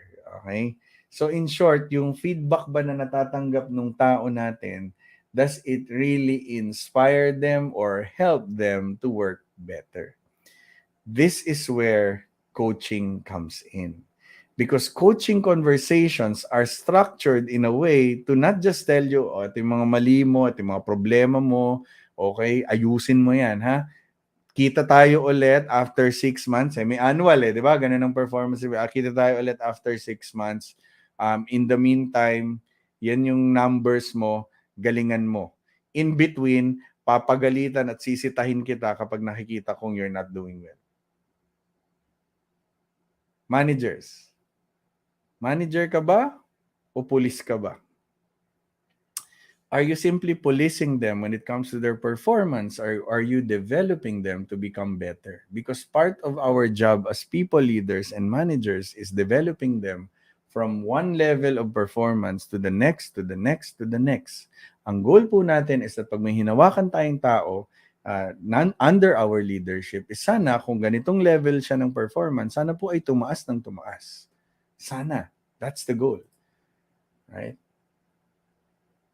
30%, okay, their managers involve them in goal-setting conversations when it comes to their performance. If the managers does that, they are 3.6 times more likely to be engaged. Galing, no? Galing nung pagkaka-connect-connect. Another data, managers are again, ito, sinabi ko na to kanina, 70% of the variance of engagement is on the manager. Question, how do I create high-impact coaching conversations now? O, sige na, sabi mo na, okay, Coach Val, okay, fine, I will coach. Okay? How can I make coaching conversations high-impact? Okay? I will give you, ilan ba to? 4 tips in order for you to structure your conversation to be high-impact that would hopefully affect engagement and performance. Now, I want you to listen carefully because some of this you might dismiss as, oh, alam ko na yan. But be careful because whatever you will say in the conversation talaga, coaching kasi is a conversation, no? So even the language, how you phrase the questions, all these things, very, very important. Number 1, clarify the coaching intention. Okay? Clarify the coaching intention. What do I mean by that? When you coach a person, wag mo nang itago. This is a coach. Hello, ganyan. Good afternoon, ganyan. Is it okay if we do coaching conversation this week? What's your available time? And then when you are there in front of the person, okay, the intention of this coaching is to help you develop yourself in your role here in blank, blank, blank, or to increase this particular number, blah, blah, blah, blah, blah. That's the intention. All in all, the intention is, overall, to help the person, okay, become better in their roles. Yun ang bottom line naman talaga eh. Not to reprimand them. Minsan confused din tayo as leaders, no? Akala natin the coaching conversation is to reprimand. No, it's not. You can even, there are many opportunities for you to reprimand. Don't put it in the coaching conversation because, guys, coaching conversation is now having a bad rep. They don't want coaching anymore because they thought that coaching is a reprimand. Coaching intention should be for the development of the person. You want them to become better because you want them to stay in the team, hopefully. And hopefully you have coaching conversation when it's not too late. If you really value the person. Hopefully it's not too late. Sabi nga nila, frequent conversation ang gusto, di ba? If the coaching intentions are not clear, they will second guess you. Ibig sabihin nun, pwedeng hindi ka nalasiputin, pwedeng magpalusot sila para hindi sila umattend sa coaching session ninyo, or they will not open up at all. You will not gain their trust because they don't even know why you're asking them coaching questions in the first place. Right? So, wala. Hindi sila on board sa coaching conversation. What should really always remember that part, conversation meaning two-way? Oh, yes! Thank you, Ventorona. Correct. It's a conversation. Di ba? So, nagtatanong ka, sagot sila, then bibigay ka rin. It's a conversation. Hindi yung tipong, ito, gawin mo, ito, ganyan. Sige, bye-bye. Minsan ganun no? So, hindi coaching yun. Nung ginawa mo, nagbigay ka lang ng opinion mo, iniwan mo siya. Tapos, babalikan kita ulit next week. Hindi mo man lang pinakinggan. Baka may mga perspective siya na kailangan mong marinig. Thank you for that, Mentor Rona. Next that you need to clarify, desired results. Coaching conversation is not a coaching conversation pag wala pong maliwanag na goal and results. Now, caveat. Sometimes in the coaching conversation, regardless kung gaano po katagal yan, minsan nahihit po yung goal, minsan hindi. Normal talaga yon, ganun talaga. Kasi ang tao nahihirapan talaga yan minsan to hit their goal. Now, as a coach, let me tell you this. That might not be your fault. Okay, naku, I'm a bad coach. Bakit? My employee did not hit their results, so I'm a bad coach. No. No, hindi naman ibig sabihin nun. I want you to be detached from that, right? And that person is also not a bad person because he or she did not hit her goal or his goal, no? Hindi rin po. May mga maraming factors yan. Life happens. All these things, no? That's why there's a coaching conversation to uncover the factors. What's more important, okay? Clear goal, okay? But what's more important is the person learned to uncover what the factors are to reach that goal. Even if that person did not reach the goal, one important conversation also is that, okay, what made you not reach that goal? Because in the end, nag-learn ka pa rin. Growth mindset po. Yan, di ba? Huwag po tayo matakot na magkamali or hindi nila ma-reach yung goal. That's just part. That's it. That's just part. The nice thing is that there's a coach, kayo po yun, who will really gagabay sa kanila, no? Who will really go through them, journey with them na, kahit na-reach mo yan, kahit hindi, may mayroon pa rin tayong matututunan dyan. It's still a learning opportunity. But, again, kailangan maliwanag yon. Okay? Ang ginagawa po namin dito, sinasabi talaga namin, ilang coaching sessions tayo. 3, 4, gaano katagal? Once a month, once a week, paano? You have to be clear with that. In this duration of 3 months or 6 months of coaching conversation, what's your goal? What do you want to achieve as a performer, as an employee? That should be crystal clear. Without that, and sometimes, iniisip natin, hindi, malinaw naman. Smart. Okay? SMART. Alam na po natin yan. It should be specific, should be measurable. lalo na if we're talking about performance. Okay? It should be, all this detail should be like that. Minsan, akala natin, clear na isang bagay, oh, I want to improve my sales.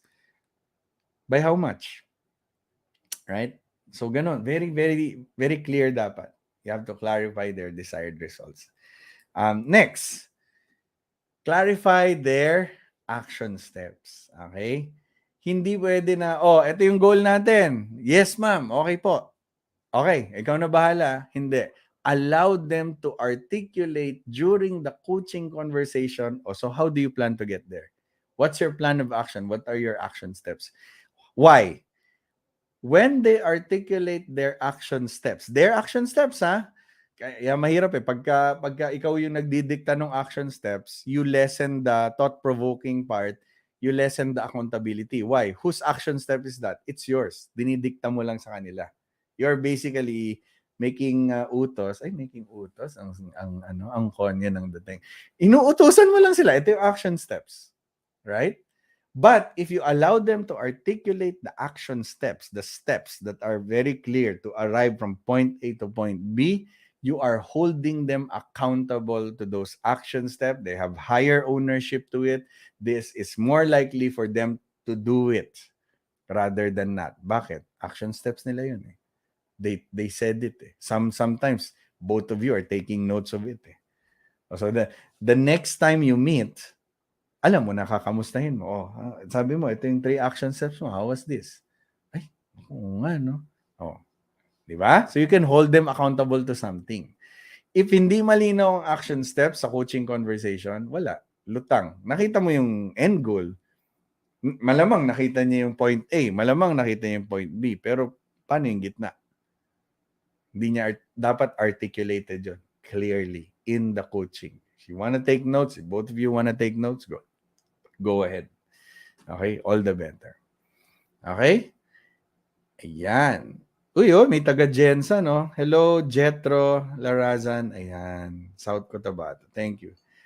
Uy, thank you so much, Jetro. Ayan. Oo, on point. Last but not the least, you have to use the appropriate coaching skills. Skills are basically your tools in the conversation, the right tools for the right job. If it's a coaching conversation, coaching skills must be employed. Wrong tools, wrong results. Okay? If it's a coaching conversation, you're not supposed to purely give advice. I understand sometimes you will give advice, sometimes you will give your opinions, but in a coaching conversation, that must be kept to a minimum. Okay? Coaching conversations are different. Coaching conversations revolves around very specific skills. What are those? I'll share with you. Number 1, you have to have a framework. Okay? May coaching framework. Again, marami po yan. What I'm using, I'll share with you. It's called the GROW Coaching Framework. Yan. GROW Coaching Framework po ang ginagamit. GROW. Napaka-effective, very simple, easy to understand. Okay? It has to have a framework. Walang framework yung coaching, baka lalo na pag hindi naman kayo talaga, kagaya namin, professional coaches kami, wala kaming ginawa sa buhay namin kundi mag-coach. If you are an HR person, HR leader, organization leader, baka malito kayo, no? Pagka may framework kasi kayo, mas madali. Meron kayong, literally, para kayong may script. Okay? Next, EI or EQ, Emotional Intelligence. Tool po yan, no? Skill po yan. Okay? Skill. Hindi mo pwedeng sabihin, ako, mababa EQ ko. So, hindi po yan forever. Ang EQ po nade-develop, parang muscle.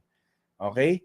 So, yan. So, dapat may emotional intelligence ka, may self-awareness ka ng emotion mo, may self-management ka ng emotion mo, may meron kang awareness ng emotions na nararamdaman niya, meron ka ring way to manage that conversation so that ma-address mo yung emotion na nararamdaman niya. Pag po yan ay mababa, mahihirapan ka sa coaching conversation kasi satsat ka lang ng satsat, baka pinapagalitan mo, baksak na yung self-esteem mo ng kausap mo, hindi mo pa nararamdaman. Okay? In the end, either mag-defensive siya or hindi rin magiging effective yung coaching conversation. EQ, super important. Next, active listening. Okay? Again, coaching conversation is more listening than you talking. Okay? active listening allows you to actually use the language of the person that you're talking to. Okay, whatever sinasabi niya. So for example, nag-uusap kayo. Alam niyo, ma'am, nalilito kasi ako sa task ko eh. Kasi minsan, hindi clear yung aking role. So nalilito po ako. Napansin nyo? If you're actively listening, twice niyang sinabi na nalilito siya and isang beses sinabi niya na yung hindi clear yung kanyang role or task. Right? So these things are very valuable for you to mirror back to the person. Nalilito ka. What factors kaya makes you nalilito or confused? Is that the right term to translate it? Yan. So because you're active listening, you can do this. Pag hindi ka nag-actively listen, ang pinapakinggan mo lang parati sarili mo, babalik ka na naman sa advice giving, no? Ito lang kasi yan. You're not listening to them. Listen to them first before you throw your advices. Next, and super important, powerful questioning. Okay? Sobrang mahalaga po yan. Kasi ang coaching, okay, kaya umuusad or kaya nag-move forward ang coaching conversation because you're asking them thought-provoking questions. So that, bakit? Anong point nun? So that they will be self-aware, no? Nakikita nila yung nangyayari sa sarili nila, sa emotions nila, sa utak nila, sa trabaho nila, and then they will have self-responsibility. Simple questions like, so what do you think you need to do about this situation? Napakasimpleng tanong po nun, pero grabe pag what is within your control in this situation? O kunyari, nagko-coaching ka. So, I've been hearing a lot of things from you so far in the 15 minutes that we're coaching. Yes po. Which of these things that you're saying to me now is within your control? Diba? Yun, powerful question yun. Kasi minsan, rant lang sila ng rant about the traffic, about the kung ano-ano. Hindi naman within their control. So, anong gagawin natin dyan? Hindi tayo pwede mag-coaching about the traffic. Mga usapan yun, di ba? So, mga ganung bagay. And of course, you need to practice. I mean, these things, alam mo, nasa nga yan, bakit pwede mo basahin sa libro, yung mga ganyan. Pero really, coaching is practice. I mean, it's not because you've read a book about coaching, you've watched a webinar about coaching. It's not because of that, okay na ako. You have to practice coaching. When you practice coaching, you make sure that when you practice, you're hitting all of this, skills that you are wanting to hit in coaching conversations. Right? So, yan po. Yan yung aking ma-share sa inyo today. Number one, it's important if you're a manager, people leader, that you are coaching. Okay? Number two, okay, it is important for you to employ the right coaching skills. Wrong skills, wrong tools, wrong results. Okay? You might not be able to coach them. You might be giving them advice. You might be reprimanding them. There's a place and time for that. You might be giving feedback to them. There's a place and time for that. But make sure that when you're coaching, you're coaching. Okay? Ako po, hihirit lang ako sa inyo, no? With the permission of our friends here in the HR Cafe, no? Kami po ay may masterclass, no? About organizational leadership coaching, okay? This coming July 14 and 15. Ayan po yung ating QR code. Scan nyo lang po or kaya pumunta kayo sa solacademy.ph/masterclass. Okay? Yan lang po. Paki-screenshot. Topics that we will talk about. It's about organizational leadership coaching, differentiating coaching from other professions, explaining in depth the principles that I shared with you. Okay? Evaluating our emotional intelligence as coaches and maybe finding a way also to improve that, demonstrating how to build trust in coaching conversation, constructing powerful questioning, demonstrating how to be genuinely present for your coachee through active listening. 2 araw po yan, July 14 and 15, San Juan City. Register in the link. Hindi po ako mag-isa dyan. Kasama ko po yung aking magagaling na co-facilitators na talaga naman. They are very experienced in their field. Coach May Soriano, 20 years na po sa field ng executive coaching and leadership coaching. Lipi Lipio, 12 years doing coaching and training as well. We will teach you ICF aligned coaching skills, real professional coaching skills in 2 days. Okay? In 2 days. Okay? Face-to-face po, pag-uusapan natin lahat yan. So, I hope you can we can talk about that. Ay, online, wala pong online as of now. Sa ngayon po, tayo po ay face-to-face talaga.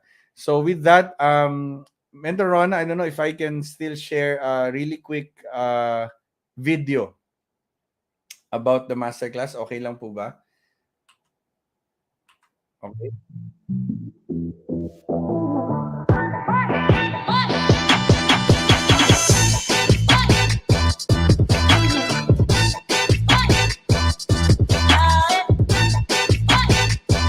I hope you can hear the music or the sound. When you're coaching, are you coaching the situation or are you coaching the town? It's a way of life. I breathe it. I eat it. The only thing that makes something strategic in an organization is alignment to something. Yeah, I learned that. What I got here is way more than what I expected. I realize now that the part of the tackle comes naturally because of the lack of skill. It's not about me or what I want. It was very refreshing to come here na ako naman yung lead. This session, I really practice how to do active listening. And I would like to thank all of our coaches. I believe I am complete, but I wanted to learn more for the succeeding moments. Maraming relearning na ginawa sa akin tong training na to. But this course has really given me a paradigm shift on how to really do professional coaching. So I'm very thankful for the opportunity to be here. It was a great learning experience. This masterclass in 2 days was really a wonderful experience. It's very enlightening, it's empowering, and I really felt that I am more equipped to coach. So basically, this masterclass provided me with the right foundation. It provided me with framework, tools, techniques, and of course, what made this very special also is to work, to learn, and to connect with several other coaches within the community. The masterclass was very overwhelming, but overwhelming in a good way. And I can't wait to go home and share my experience, my learnings with my friends, my family, my employees. Super ganda nung event na to. Na-realize ko na mali pala yung definition ko sa coaching. And dito sa event na to, I'm so happy kasi finally nalinawan na ako. Alam ko na yung differences of coaching, mentoring, or teaching. And because of that, I believe na I could serve my coaches better. I could help them receive or get their transformation even further. And more than that, no, yung clarity rin sa ginagawa ko as I try to help a lot of people. You have a lot of things that you need or you can get from this event. Even if you've probably been in the business for the longest time, still very, very good insights to perhaps realign, reconnect with what coaching truly means. Biggest takeaway ko was actually be more understanding that being a coach, it's not about my experiences, it's not about me. There's a lot of things that I have to unlearn. It's really highly recommended. So I would recommend, especially if you are in the coaching industry or whatever industry you are in and you are doing coaching, this will somehow level up or upgrade your coaching skills and even change the way you look at coaching. That's how I will recommend it. I highly recommend it to anyone, whether you're already a coach, whether you're a trainer. If you have a business, this is highly recommended. And if you want to know how to handle your employees more, I suggest you invest in this masterclass because it's very worth it. Ako, I would love to recommend this, lalo na dun sa mga people that I know that are really into it. I would love to endorse you second run of this program. Magandang learning platform siya for people who want to coach, para lang at least kung magkakaroon ng maraming coaches in the Philippines na merong objective way of professional coaching, it would really make our country a better place. I recommend it to people, no, as I've always shared naman na sobrang bago yung insights and sobrang grabe yung clarity when it comes to coaching. If you're someone in the industry or you're trying to get into the industry, it's a good place to start. I really believe this is a good start for everyone. But even if you're not getting into the world of coaching, if you're just going to use it for your business, I recommend na umpisahan nyo to so that you can make a better community, better organization, better results for your company also. Kasi di ba, if maganda yung tao mo, magaling ka mag-coach, magaling yung leaders mo, mas lalaki talaga whatever you're trying to do. Coaching is not coaching without decision. Alright. So, maraming salamat po for listening, and I hope you got something out of this. This is our Facebook page, facebook.com Sol Academy PH. I hope to see you in the coaching industry. So, thank you. Thank you very much, guys. Next session is July 14 and 15. Ayan. Nandito po sa ating, yan. Okay. Yan po yung ating poster. July 14, 15 po. 2023. Face-to-face po siya. That's very good. July 14 to 15, guys, for anyone who is interested. 2 araw lang po yan. Pero as narinig niyo po sa testimonials, ang daming positive feedback for this masterclass. Sabi po ni Rose Ann, facial reveral, the topic for today is very timely, especially sa mga younger generations sa today's working force. Once again, thank you, Coach Val, for sharing your experiences, ideas, and point of view. Thank you to the HR Cafe. Jen Loren Sakman, thank you Sir Val and PHRG. Sabi po ni Ina Nadera, ang dami kong natutunan. Thanks Coach Val. Grace Tangkil Kadusale, thank you to the HR Cafe. An very informative seminar and applicable to the current workplace scenario. Thank you Coach Val from La Costalena. So there's a lot of people giving positive feedback, and we're now here in the Q&A. So for anyone who would want to ask a question to Coach Val, please type it on the comment box so we can read it. Coach Val, ano po yung one of the largest misconception ng companies regarding organizational leadership coaching? Na nakikita mo across all industries, different sizes of companies, small, medium, large, ano ang usually na you want to change? That coaching, when you are coaching, actually coaching in general, no, that coaching is about the coach. It's not. It's about the person being coached. It's always for them. The intention is always to help them, develop them, all these things. Sometimes kasi a coaching conversation, lalo na kapag mas magaling talaga yung nagko-coach, no? And typically, gano'n naman sa organizations natin. Normally, ang nagko-coach sa'yo is higher than you. Sometimes, ang coaching nagiging highlighting lang how better I am to you and the gap, di ba? Ito yung gap mo, ito, hindi mo alam kasi to, hindi mo alam to. Ito yung mga maling ginawa mo and all of that. O ito yung advice ko sa'yo para gumaling ka rin. Kagaya ko, parang gano'n. So, coaching is not about the coaches. And yes, possible that you are a subject matter expert. Yes, it's possible that you are, kaya ka nga naging coach or naging manager or people leader in organization. But coaching is a conversation that is a very giving. Ang ganda nung quote natin kanina. Diba? Coaching is a very giving kind of conversation. I'm gonna have this conversation with you, not to highlight how good I am, but to allow you to have space to be who you are, to help you become better in whatever it is that we're coaching about. Diba? So, yun ang tinatry namin and syempre magagawa mo yun kasi with skills diba? Skills naman yun. So, yeah. Well, a lot of people think coaches are most likely extroverts, people who love to talk to people, people with something to say. Pero a lot of our viewers may be introverts.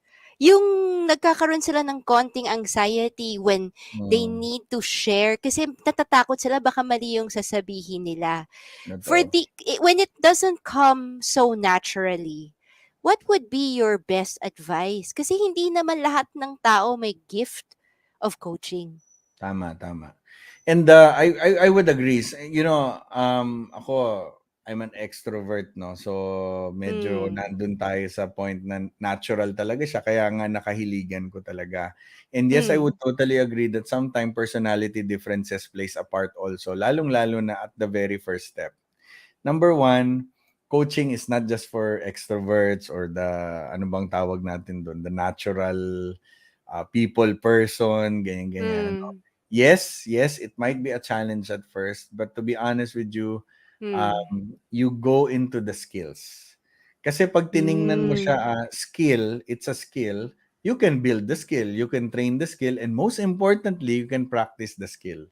Right? So minsan akala natin, ako, hindi ako natural, hindi ako baka baka kung ano masabi ko, baka mali, baka masira buhay nung kino-coach ko, etc., etc. While yes, you're right. Yes, may risk naman talaga 'yon. Nakakatakot din naman talaga. I acknowledge that. Pero yun na nga, that's why you have to learn the skill and practice the skill. Kaya sabi ko kanina, practice talaga.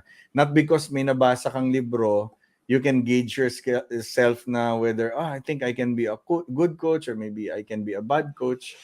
It's easy for you to dismiss that simply because you have, your own personality, understanding of your own personality. Skill is where you cling on. Kasi even kami, it can easily get into our heads na, okay lang yan, magaling naman ako magsalita, ganito, ganyan, okay lang, extrovert naman ako, matagal ko nang nagawa to. But it's not about that. It's about the skill, how good we listen. If we get full of ourselves during a coaching conversation, we might easily miss something that they are saying simply because I'm listening to respond already. But I have to listen, and it's a skill. Listening to understand, active listening is a skill that I have to practice. Otherwise, I may get too caught up with my own thoughts just because I'm an extrovert, just because I have my own thoughts as well, and forget that coaching is about them helping them, right? So hindi po para sa extroverts lang ang coaching. Kahit po introvert kayo, you can still coach as long as you utilize the right skills. Just curious lang po, what about po for some people? Kasi 'di ba minsan may kausap kang mga subordinates pero ang tigas ng ulo. Yung mukhang kinakausap mo na, nakikinig ka na, ikaw nang lumuluhod, pero ayaw pa rin, yung there seems to be there's a wall in front of you that you can't break. And it's so frustrating for you as a leader because you want everyone to be part of a team. Totoo. When you encounter people like this na ayaw makinig, baka siguro hindi rin yung refuses to may pumapasok na ano, how would you handle that as a coach? Because not everyone is susceptible.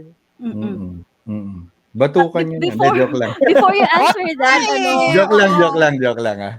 Before you answer that, Coach Val, yung kabilang side naman, yung tipong gustong-gusto mong i-coach, pumupunta sila, nakikinig naman sila, pero once na you start the coaching session na, ito yung tipo na, kayo po, tapos alam mo hindi sila nagre-respond talaga na, what do you think? Or binabato mo na sila para yung mga thought-provoking questions. Pero sila yung mismong, okay po, sige po, kung ano pong gusto nyo. May pagka-passive-aggressive ang dating.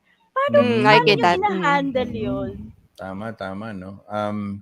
I think may similarities yung dalawang sitwasyon.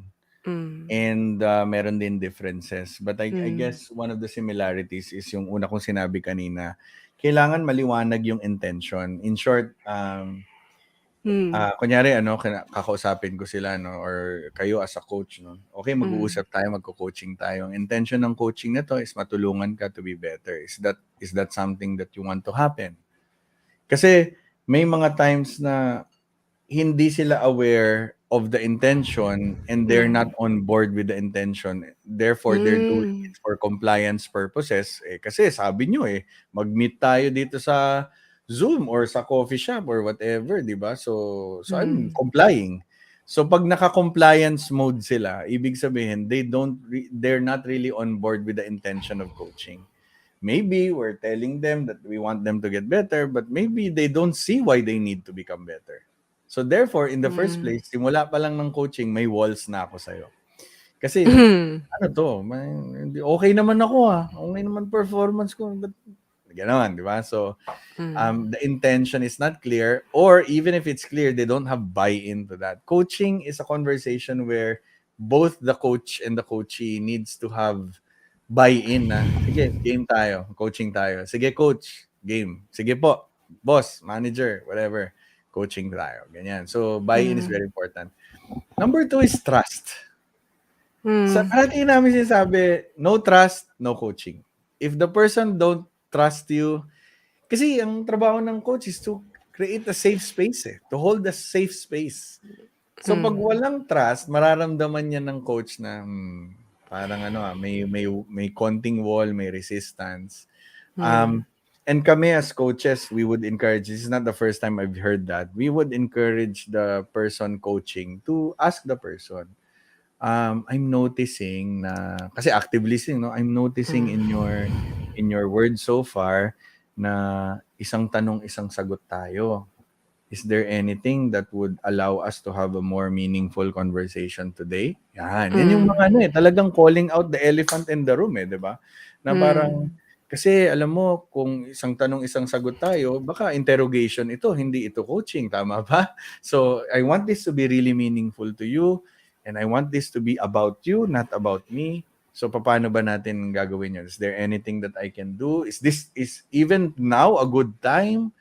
Baka meron kang iniisip, baka alam mo yon. All these things are factors for the person opening up and being open also to that coaching conversation. Otherwise kasi again, no trust, no safety, no coaching will happen. Compliance will happen, sure. If tinanong ka, did coaching happen? Yes po. Nag-coaching kayo? Yes po. Ilang oras? 1 oras po. Okay. But is it really meaningful? Is it really coaching conversation, or is it a compliance kind of conversation? Then, di ba? So, yeah, kahit ako mismo, marami akong na-experience na ganyan. So, you mentioned a while ago na merong dapat change. Right? Kasi a lot of coaching, parang nakikipag-usap ka lang, nakikipag-chika, kamusta ka na? Diba? How do you make more meaningful coaching sessions that actually produce positive change sa kausap mo? Kasi as you've mentioned, minsan compliance lang talaga siya. Diba? Do you have to have that change in mind before you start the conversation? Na dapat may gusto ka sa tao na yun, and dapat hindi na niya gawin or gawin na niya pagkatapos niyo mag-usap?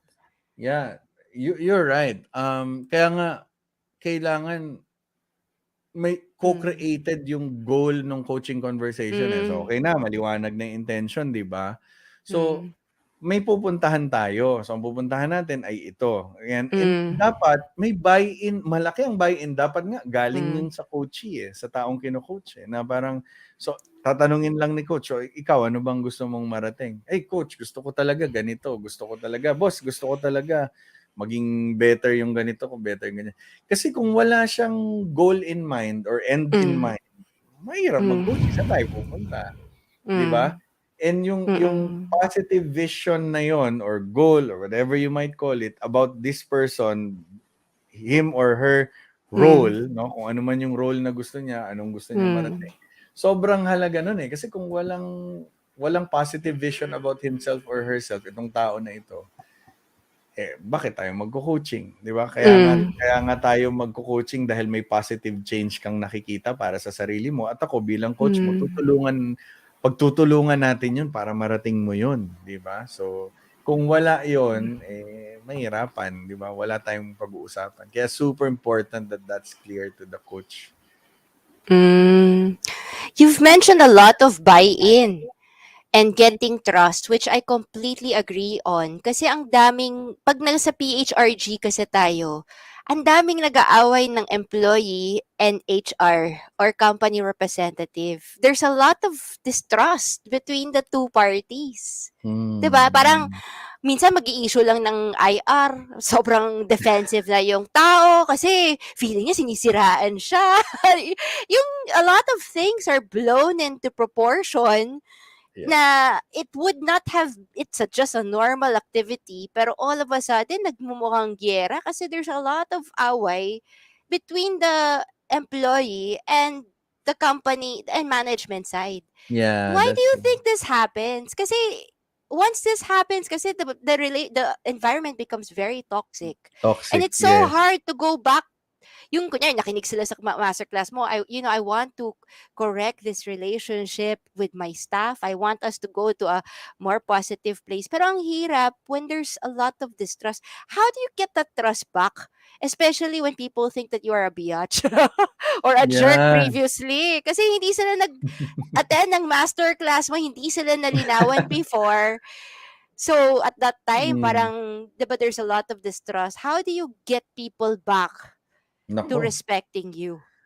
Trust, big word, sabi nga nung Yeah. isang movie, no? Mm. Trust is really a big word. Psychological safety is really a Mm. buzzword nowadays in the workplace. Is Mm. because yun na nga, people are second guessing the intentions of management, the leaders. And in the same vein, leaders also are second guessing their people na marang, huwag mo ibigay yan kasi naku, pag binigay mo, tatakbuhan tayo niyan. Yung mga ganon, di ba? Mm. So, people are second guessing everyone else, di ba? Except Mm. themselves, di ba? So, ganon. Now, for me, and I'm gonna speak again with engagement, no? Kasi engagement talaga is yun eh, part and parcel of this conversation of how can I make the workplace a better place, a more meaningful place for them to be working in is engagement. And engagement Mm. has many factors, even including the physical space itself has a factor, no? And I would always have this analogy. Ang engagement para yung sayaw, parang sayaw. Ikaw bilang Mm. leader, bilang manager, you are holding your hand to the person, no? And asking this person, tara sayaw tayo, right? Mm. And as you hold your hand to the person, oh, tara sayaw tayo, tara let's dance, right? Mm. There are many factors like the lights, the ambient sound, the music, the carpet, the smoke machine, whatever. Mm. All these things you set up as leaders, right? If you are a business owner, lalo na, di ba? Ang laki nung factor na yun. You set these things up, the environment, the music, the ano. And to some extent, they will decide. The employee will decide, okay, should I dance or should I not dance? Right? Even the music, the choice of music, should I dance or should I not dance? And that, lahat na yon. Should I trust? Should I not trust? Should I be coach? All these things. Should I give out my best over and above, or should I quiet quit? All these things is a decision by the person, the performer. And sometimes you did all the best that you can, and sometimes they won't dance, right? They won't Mm. dance to your tune, they won't dance to your hindi ka nila gusto, di ba? Pangit yung suot mo, gusto nila hip-hop, ganyan, di ba? Mga ganon, di ba? And it's okay. Alignment Mm. is not there. They're not aligned with the workplace that you're trying to set up, with the culture that you're trying to set up. They're not Mm. bad people. They just don't want to dance with you. And not all people who doesn't want to dance with you are bad people. And at some point, Mm. as a leader, then you will have to say, okay, it seems like I offered everything to you. I listened to you, di ba? Ang assumption, Mm. I listened to you. I played this music. I did this. I did that. And I'm offering you to dance. But it seems that you might not be ready to dance with me, meaning to trust Mm. me, to work with me to our common goal dito sa company natin or sa team natin. Mm. So that means that at some, and it will show in their numbers. Mm. It will show. That's the nice thing Mm. about organizations is because may numbers eh. It will show na, oh, ayan. Kasi yun ang nire-review niya. Oh, ayan. It seems like, every support that you have been given has been given to you, but it seems like there are cultural differences, cultural misalignment, or maybe even performance misalignment. So, at some point, leaders also have to understand and accept that there are people who might not be aligned. Again, they're not bad Mm. people; they're just not aligned with you. Now, on Mm. the other hand, there are people who will align with you, and there are people who will Mm. dance with you. Sometimes temporarily, right? Sige, try natin. Mm. Sayaw tayo. So that's the part where okay, sige, then yeah, they're testing the relationship. So I know I'm speaking I analogies, get. 'di ba? Mm, Pero wala eh, ganun talaga. It's a relationship that you will have eh. Pero ito 'yon. mm, If you are the leader, you, I guess I'm sorry or I'm not sorry to say, you have to make the first move. There's a mm, reason why you are a leader. You have to mm, make the first move. Ang sabi nung isang libro ni Simon Sinek, leaders eat last. And what mm, that means is that in every situation, ikaw muna. Okay? Ikaw muna ang tataya. Okay, tataya ako. mm, Okay? I'm gonna set up the music. It's a bit expensive. I'm gonna set up the lights. It's mm, a bit overboard. Sige, red carpet. mm, Okay, then offer the dance to them, right? So, ganun talaga. Bilang manager, bilang leader, that's just about it. I go first. Then I check for alignment. You're aligned? mm. Yes, great. Let's do coaching. Let's do whatever it is that we need to do. If not, it's okay. Ganun talaga. I totally get what you're saying kasi a lot of people believe that leaders are more of an authority persona. So dati kasi people think of leaders as mag-uutos ako, kumpanya ko to or nandito ako sa posisyon, sumunod kayo. Wala kayong choice. Hmm. And now given the social media, the younger generations, people have choice. They don't have to work for you. They don't have They, to work for the company. They can yes, always switch somewhere else if yes, they don't like you. 'Di ba? yes, So, a lot yes, of leaders, they want to be respected because they're very experienced, but sure. they turn out to be not so likable. And it turns out that a lot of people want to spend more than 8 hours of their life per day with somebody they actually like. 'Di ba? It's not Exactly, it's not just exactly. the money that they're working for. They want to be working with bosses that they like, people that they actually want to work with, and do jobs that they don't mind doing for 8 hours Yes, a day, right? And exactly, exactly. a lot of people don't make that effort of being likable Yeah. because they Correct. feel that if I'm the boss, you should like me because I pay you. Yeah, But that that's not was the the case workplace anymore. before, 'di ba? Yun nga, yun yung shift eh, from Swerte ka. boss, 'di ba? Oo, swerte ka I'm may your trabaho boss, 'di ba? ka. Oh. So, wala Mm, eh. The workplace has changed and, tama ka, Tina, when you said the opportunities are there for especially the younger generation. I mean, let's even let's not turn a blind eye.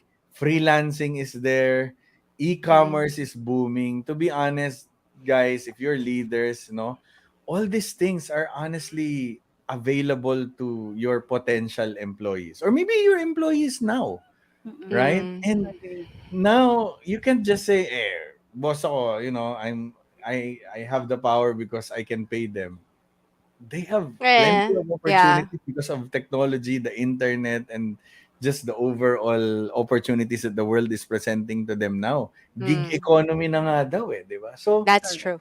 wala Mm, eh. Ganun talaga. And so therefore, you want good talent to be with you, learn how mm, to engage them, right? mm, I mean, doesn't have to be chami-chami kayo or whatever, ninong siya ng anak mo or whatever. It doesn't have to be like that, but you know, at least they can be aligned to your culture. At least they can align to the mission. I think at least they can align to your management style. That's about it. Alignment lang naman. mm. So, And you are correct din na if people don't like you or the company that they're working for, they will have a difference in performance. yeah. Agree. There is a difference in performance when people don't like where they are. Yes. Kasi they're Yes. working for you, they're getting your salary, but they're already thinking of applying elsewhere. Yes. Correct. Quiet 'Di quitting. ba? That's it. That's primarily quiet quitting na, I'll play it safe. I won't leave yet, pero I'll give the bare minimum. I won't go over the top. But, in the meantime, I'm living my life somewhere else. Or for all pouring their passion, whatever, to somewhere else, to something else. Or Mm, maybe even trying to look for another opportunity. But in the meantime, tago lang sila sa quiet quitting mode nila. Again, there's nothing wrong with that. It's mm, just that as leaders, sayang naman yung talent mo if you're not maximizing that talent. Sayang naman. mm. it's worth the Mm. risk. I guess that's what I'm trying to say for leaders. It's worth the risk for them to at least reach out, listen, and do some adjustments on how they manage and lead. Is it even worse now because it's remote? A lot of companies are remote. How do you engage? I'd say Diba? so. I I'd say mean, way harder, way harder. I have to admit, it's way harder. I mean, remote, I mean, ang hirap na nga mag-build ng culture before na pre-pandemic eh. Ngayon, you're trying to build culture. If you are a team leader even, I've seen a lot, BPOs, no, team leaders, and they're trying to build culture, trying to build norms, ways of working to their team. Hirap. mm, How can you build, like, ito lang nakikita mo, di ba? Parang can't Agree. even have, before you can have lunch together, you can talk about mm, other things, but now it's so hard. So extra effort talaga. All the conversations we have must be intentional and Agree. hopefully meaningful kasi mm, konti na nga lang eh. Minsan 1 hour check-in, kamustahan session, 1 hour per week. The rest, puro trabaho-trabaho na. Yun na lang yung opportunity ni manager or ni leader to at least build some sort of relationship once a week at mm. least, 'di ba? Eh yun. Mahirap talaga, challenging talaga with hybrid and remote being the norm Agree. nowadays. Rona, how about you? Kasi many of your employees then are Remote. remote. Yeah, we're 100% remote eh. So O, agree Wow. diba? agree with Coach Val na it's Wow. very challenging. The work that we do in Uprosh is remote. The company that there's also another company that I'm working with. It's also 100% remote, which is actually harder because it's a global company. So imagine you're working with someone from Canada, from Singapore Mm, and other places, and we are all remote. And it's true. You're left with only about an hour or so for engagement. So if you are not deliberate with how you communicate, and if you are not the kind of boss na meron talagang emotional maturity at yung mm, talagang very quick ka to act on things na mm. nakikita mo na parang, uy, hindi ito ganito dati. Pag Yeah, wala yeah. ka nung ganun, sira yung culture na gusto mong i-establish, hindi siya nangyayari. And even in Uprush, we had some people that we had to let go because the Mm, kind of mindset that they have is not aligned with what we are expecting and what we have as a company. And I think mm, it goes back din to sa sinabi ni Coach Val kanina when it comes to emotional maturity. When you're coaching, you mm, need to have a certain level of maturity, and you also need to make sure that you're also open, active mm, listening nga eh, you're also open to what the employees have to say. And if it's not aligned, you've exhausted all efforts, mm, you have to let go. Kasi I think it's one of the challenges ng mga leaders right now eh. Dahil nga sa nakikita nating nagbabago yung business. Leaders now, especially those who were, alam mo, leaders of the old, kumbaga, yung mga matatagal ng leaders, takot sila to let go. Takot sila to let mm, go of an employee kasi feeling nila they are not good leaders if mm, basta-basta silang nagle-let go. But sometimes you mm, have to also be quick to let go if mm. talagang hindi Mm, nagwo-work. It's not that the person is bad or that you're a bad Yeah, leader, but it's just because hindi lang kayo aligned. May correct. ibang culture na mas aligned siya. So you have to be quick to let go, but you also have to be quick to spot yung talagang mga people that you would like to keep, at bago pa Mm. magkaroon ng problema, dapat ini-engage mo na. Right. Tama, From the tama. start up to the last day that they have with the company, the engagement should be there. Hindi yung tipong yung dulo na, kung kailan yung paalis na, or meron ng possibility na umalis. Doon mo palang i-engage kasi too late na yun. mm. Totally agree. There was a conversation, there was one of the talks in the Tech HR Singapore. Ang title yata niya, my takeaway at that time is, how often do you actually talk to your people? And I think that simple question opened the minds of many of the people who are watching. Kasi Mm, it's true, we spend so much time at work. We don't spend too much time on relationship building. We mm, assume it will all fall into place without mm, our input. mm, As a result, there is no culture mm, aside from status quo. And we usually don't like status quo culture because it's not always positive. mm. Diba yung if you leave people alone to gossip, they'll gossip the whole day. If you want them to Yeah. petix the whole day, they'll petix the whole day. So I'm really a big proponent then of report to work. We're in retail, so I'm 100% report to work. I've talked to many of my friends and I've encouraged them to report to work because I find it difficult for bosses to shape cultures through a Mm. small box on the PC. And I think maybe that's also the reason why your seminar, your master class is face to face. Yeah. Coach Val. I mean, why not do it mas mura pag sa online, right? Or Zoom. Yeah, hindi eh. Iba kasi we're teaching them to connect with people eh. And yes, coaching sessions can be done virtually, Online. pero kailangan yung training ng skills nito, kailangan face to face talaga. So Coach para Val, talagang apart from July, kailan po yung next sked nyo? Kasi hindi ako pwede ng July. ay, Gusto ko talaga How umattend sige. din. definite? How often? We will announce soon kasi after July we've done level 1 kasi itong 2 days. We will have a level 2 for those who want a little bit advanced naman. We will do it on October. Probably after October we will schedule again another level 1. So we'll keep you posted. Hindi pa namin honestly na pag-uusapan tatlo. This yung co-fasi ko, naku, napaka mga bibising tao rin, ano. So talagang finding the right schedule. So but yes, rest assured that this will be a continuous thing for us. Paulit-ulit lang. We normally have 2 to 3 of this level 1. Yan ang plano namin every year. So this is the third one itong July namin. So yeah. Do you do in-house po?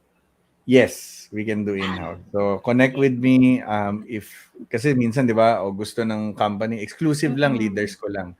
Lalo na we want them to share and talk about the So yes, we can do in-house as well. A lot of people want leadership seminars for their managers.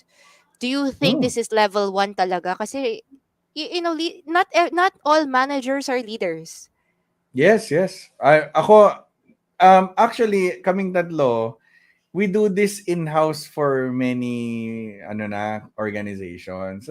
We got together and said, offer kaya natin sa public para rin may access yung public. Kasi nga, ito, organizations are already demanding, di ba, na parang, gawa kayo ng ganyan-ganyan. And we've done several other designs for that. And so, kami, ginawa namin, sige, let's do another design for public run naman. So, yes, talagang very foundational. And alam mo yun, multinational organizations are already, no-brainer na sa kanila ang coaching. Pag sa coaching, may coaching, no-brainer na, hindi na yung tipong katulong ba talaga sa amin yan. Hindi na kasi yung mga multinationals minsan they're just taking it from the headquarters or somewhere else in other countries na wala na talaga standard leadership skill na talaga si coaching. Standard managerial skill na si coaching. Pag may manager tayo, pag hindi siya marunong mag-coach, kailangan talaga siyang turuan yan kasi pag hindi, tayo rin problema sa engagement and sa performance ng mga tao natin. So, Do we still have the early bird rate? yeah, Hanggang actually, kailan yung deadline? okay, ang early bird or special rate po namin, wala naman pong deadline kasi we are introductory po ito. Actually, next year this might change drastically. Next year mag-change na to. So I'll give you an idea already. Next year this might be 25,000 for the 2 days. But now, if you go into July, guys, halos kalahati 12,000 lang po. Okay, So, so 6 hangga't per mahabol day. nyo. Hangga't mahabol nyo, go please. Kasi we're trying to introduce it to the market, obviously. So, bago pa lang this year, third run pa lang namin this year. So, right. We're almost at the end of the show. Can we have some last words from you, Coach Val? Tapos ako naman po, and then Coach Rona will end the show. Yeah, for me, guys, thank you for what you do in HR Cafe and Philippines HR Group. Sobrang thank you, and please extend my thanks to Coach Darwin as well. I mean, HR from years ago didn't have this kind of equipping and at libre pa. Libre pa, di ba? All they need to do is to tune in. So guys, thank you for what you do. We appreciate you. Pero ako naman towards if you are still here, if you stayed until this late, Um, thank you for your parang your effort and your intentionality in becoming a good leader, becoming a good HR practitioner, HR manager. Um, people have the potential to be your biggest headache in the organization. That's the reality. Machine can break down, you get the machine to be repaired, it's done. If people break down, good luck. Okay? But people also has the potential to bring your organization exponentially to the next level. That's the power of people leadership, people management. That's the power of what HR people are doing, right? So you choose. You choose what kind of investment you will do to your human capital. You choose, right? So I hope that's something that you can think about. How am I investing right now in the people in my organization, right? So yun lang. And yeah, thank you, everyone. When you talk to many HRs or managers in the PHRG group, there's always a very antagonistic relationship they have with their employees. Uso ang pasaway employee sa Philippine HR group and puro reklamo sa mga karantaduhan na nangyayari sa loob ng kumpanya. And I think people are forgetting the fact that while a business is operated for profit, a business should also be done in a way that it should be pleasant for everybody inside the company. Kasi if the company explodes or implodes because of toxic relationships, nothing will get done. So for me as a retail owner, I find it very nice when I hear the staff of my competitor complaining about their bosses. Kasi when the time that happens, nagrereklamo na sila, I know they're not selling anymore. They're spending most of their time gossiping and complaining about their boss and how they're badly treated. Whereas if a manager minimizes this negativity inside their organization, if you remove that, staff, employees will spend most of their time working, which is what exactly you hired them to do. So a lot of people ask me why I spend most of my time talking to my employees. Kasi I feel that if you don't talk to them and there's something wrong with them, small problems become big problems. And big problems are very infectious and so difficult to solve. Pag maliit pa lang ang problema, nakita mo nagsisimangot na yung tao, a very quick response for us is hindi natin sila papansinin. Sige, patulugin na lang natin sila. Baka bukas okay na. A better response is to actually actively engage with that person and find out by listening and figuring out what is really the problem. Kasi people do not frown without reason. They, 'di ba, there's always a reason bakit bad day yung tao. And if we tend actively to our garden every single day with every single person, and all we do is actively tend to the relationships we have inside our organization, and we train our people to do the same, no matter how small the company, no matter where you are, or no matter whichever industry that you are in, that company will survive because it is the people who keep the company running, not just you. And the only way you can get them to do so, okay, without paying them overtime and 24 hours habang tulog pa sila, is if they actually like working for you. If they actually like working for you. So, I don't know how you're going to do it. A lot of people just throw money on team building. Sige, maglabas natin sila, i-abroad natin sila. Pero if people don't like you, they'll just take advantage of you. They'll take the free trip and then resign the next day. They'll take the bonus and then after that, lilipat na sila ng trabaho. That people stay because they like you, they like working for you, they like working with the people that you choose within the company and what you are doing. They believe that you will take care of them in the long run. They believe that if may pandemia, you will save them from hunger.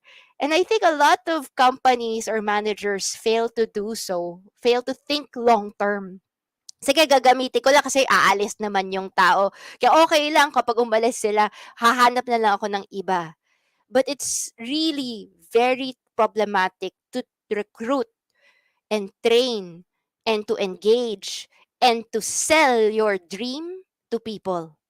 Kasi if you're just changing people all the time, you won't really reach your maximum potential. Companies work best if it's with the same people most of the time who gets the system. They already know the system, they know each other, they trust each other, they like each other. Then the company works magic. And I strongly recommend everyone to actually join the masterclass given kung ano sinabi ni Coach Val. Kasi there's a lot of insights. This is one of the very few webinars then that I do actually take notes and I kind of get what he's trying to say. Kasi if you're a manager and you can sell your company very well and you can sell yourself very well, you are a very in-demand manager. Ang daming managers nandyan. Ang bilis lang palitan. Pero people who are authentic, sincere, and who can get other people to work positively for the dream will always be in demand and will always be successful no matter where. All right? Coach Ona? Yes. Napaka-interesting ng topic natin right now. And tama yung sinabi ni Coach Val kanina. Coaching is one of the skills na dapat meron ka when you are the leader. And I do hope that most of the leaders or all of the leaders within Philippines HR Group are able to attend this and develop their ability to coach their own people. Because it's pag sinabi kasi nating engagement, usually iniisip natin Pizza Friday, activities, Mm, events, stuff like that. Hindi lang yun ang engagement. Some people can get engaged by that, but that's a very short-term engagement. Even salary, bonuses, and stuff like that. mm, These are very short-term engagement tools. The best way to engage your employees is to make them feel heard, feel that they mm, are important, feel seen. mm, Napaka-importante yan. If they feel that way, if they know that whenever something is not okay with them and they speak about it, when they feel that they are welcome, those inputs mm, are welcome, employees would, alam mo yun, stay with the company because they know that they mm, have a stake with that company. And that's a more long-term approach to employee engagement. So I do hope that our viewers right now, the people who are watching right now, they keep this to mind and they develop their ability to coach. And coaching is very much different. Like what we have mentioned earlier, what Coach Ballas mentioned earlier, it's a conversation. It's not a one-way approach. It's not you giving instruction. It's actually you developing your team members' ability to think critically, guide them on how to think critically, how to be more analytical, and how to really mm, be able to speak up about what they feel, have them more conscious, more aware of how they would want to take their career forward. That's what coaching is all about. And when you're able mm, to do that, hindi ikaw ang kailangan magdikta ng kung ano yung dapat nilang gawin. When you're able to do that, you actually develop people, which if I remember correctly is a level 3 or level 4 type of leadership, developing people, and yun dapat yung nagiging ano natin, yun ang nagiging goal natin sa buhay bilang mga leaders. Tama yung sabi ni Paul Herrera, coaching is another costless retention strategy. Mas maliit yung magiging ano nyo, cost nyo diyan kasi communication lang to eh. Time yung ini-spend mo lang dito. So, I do hope that everyone attends yung atin pong coaching session with Coach Val. So, Masterclass in Organizational Leadership Coaching. If you are interested, please pakiscan po yung QR code dyan. I actually did earlier, kaya lang hindi ako available to sa date. So, I'm looking at probably sending a few of my team leaders in our company para sila yung maka-attend because I know that this is something that would really, really help them in Yay! becoming better leaders and managing their team more. So Coach Val, pa-wait na lang po. I will reach out to you personally. Ayan po. Maraming salamat. Thank you, And thank eto you. na naman po. Isa na naman pong episode ang natapos dito sa HR Cafe. Naku, para po sa ating mga viewers, para po sa mga membro ng Team Replay, makikita niyo po ito sa ating page. Sa page po ng HR Cafe, Usapang Trabaho, Buhay at Iba pa. Siyempre po sa Philippines HR Group. But if you are interested in attending the masterclass, scan na po natin kagad yung QR code na yan. Attend na po. Reach out to Coach Val para makapag-register po kayo dahil for a masterclass, mura na po ito. Okay? So, ayan po. Maraming salamat, everyone. It's a Sunday again. We'll see you again next Sunday dito po sa HR Cafe. Usapang Trabaho, Buhay at Iba pa. Maraming salamat po. Enjoy the rest of your Sunday. We'll see you next week. Monday na naman bukas. We need energy for that. Thank you. Thank you so much, everyone. Happy Sunday. Bye po.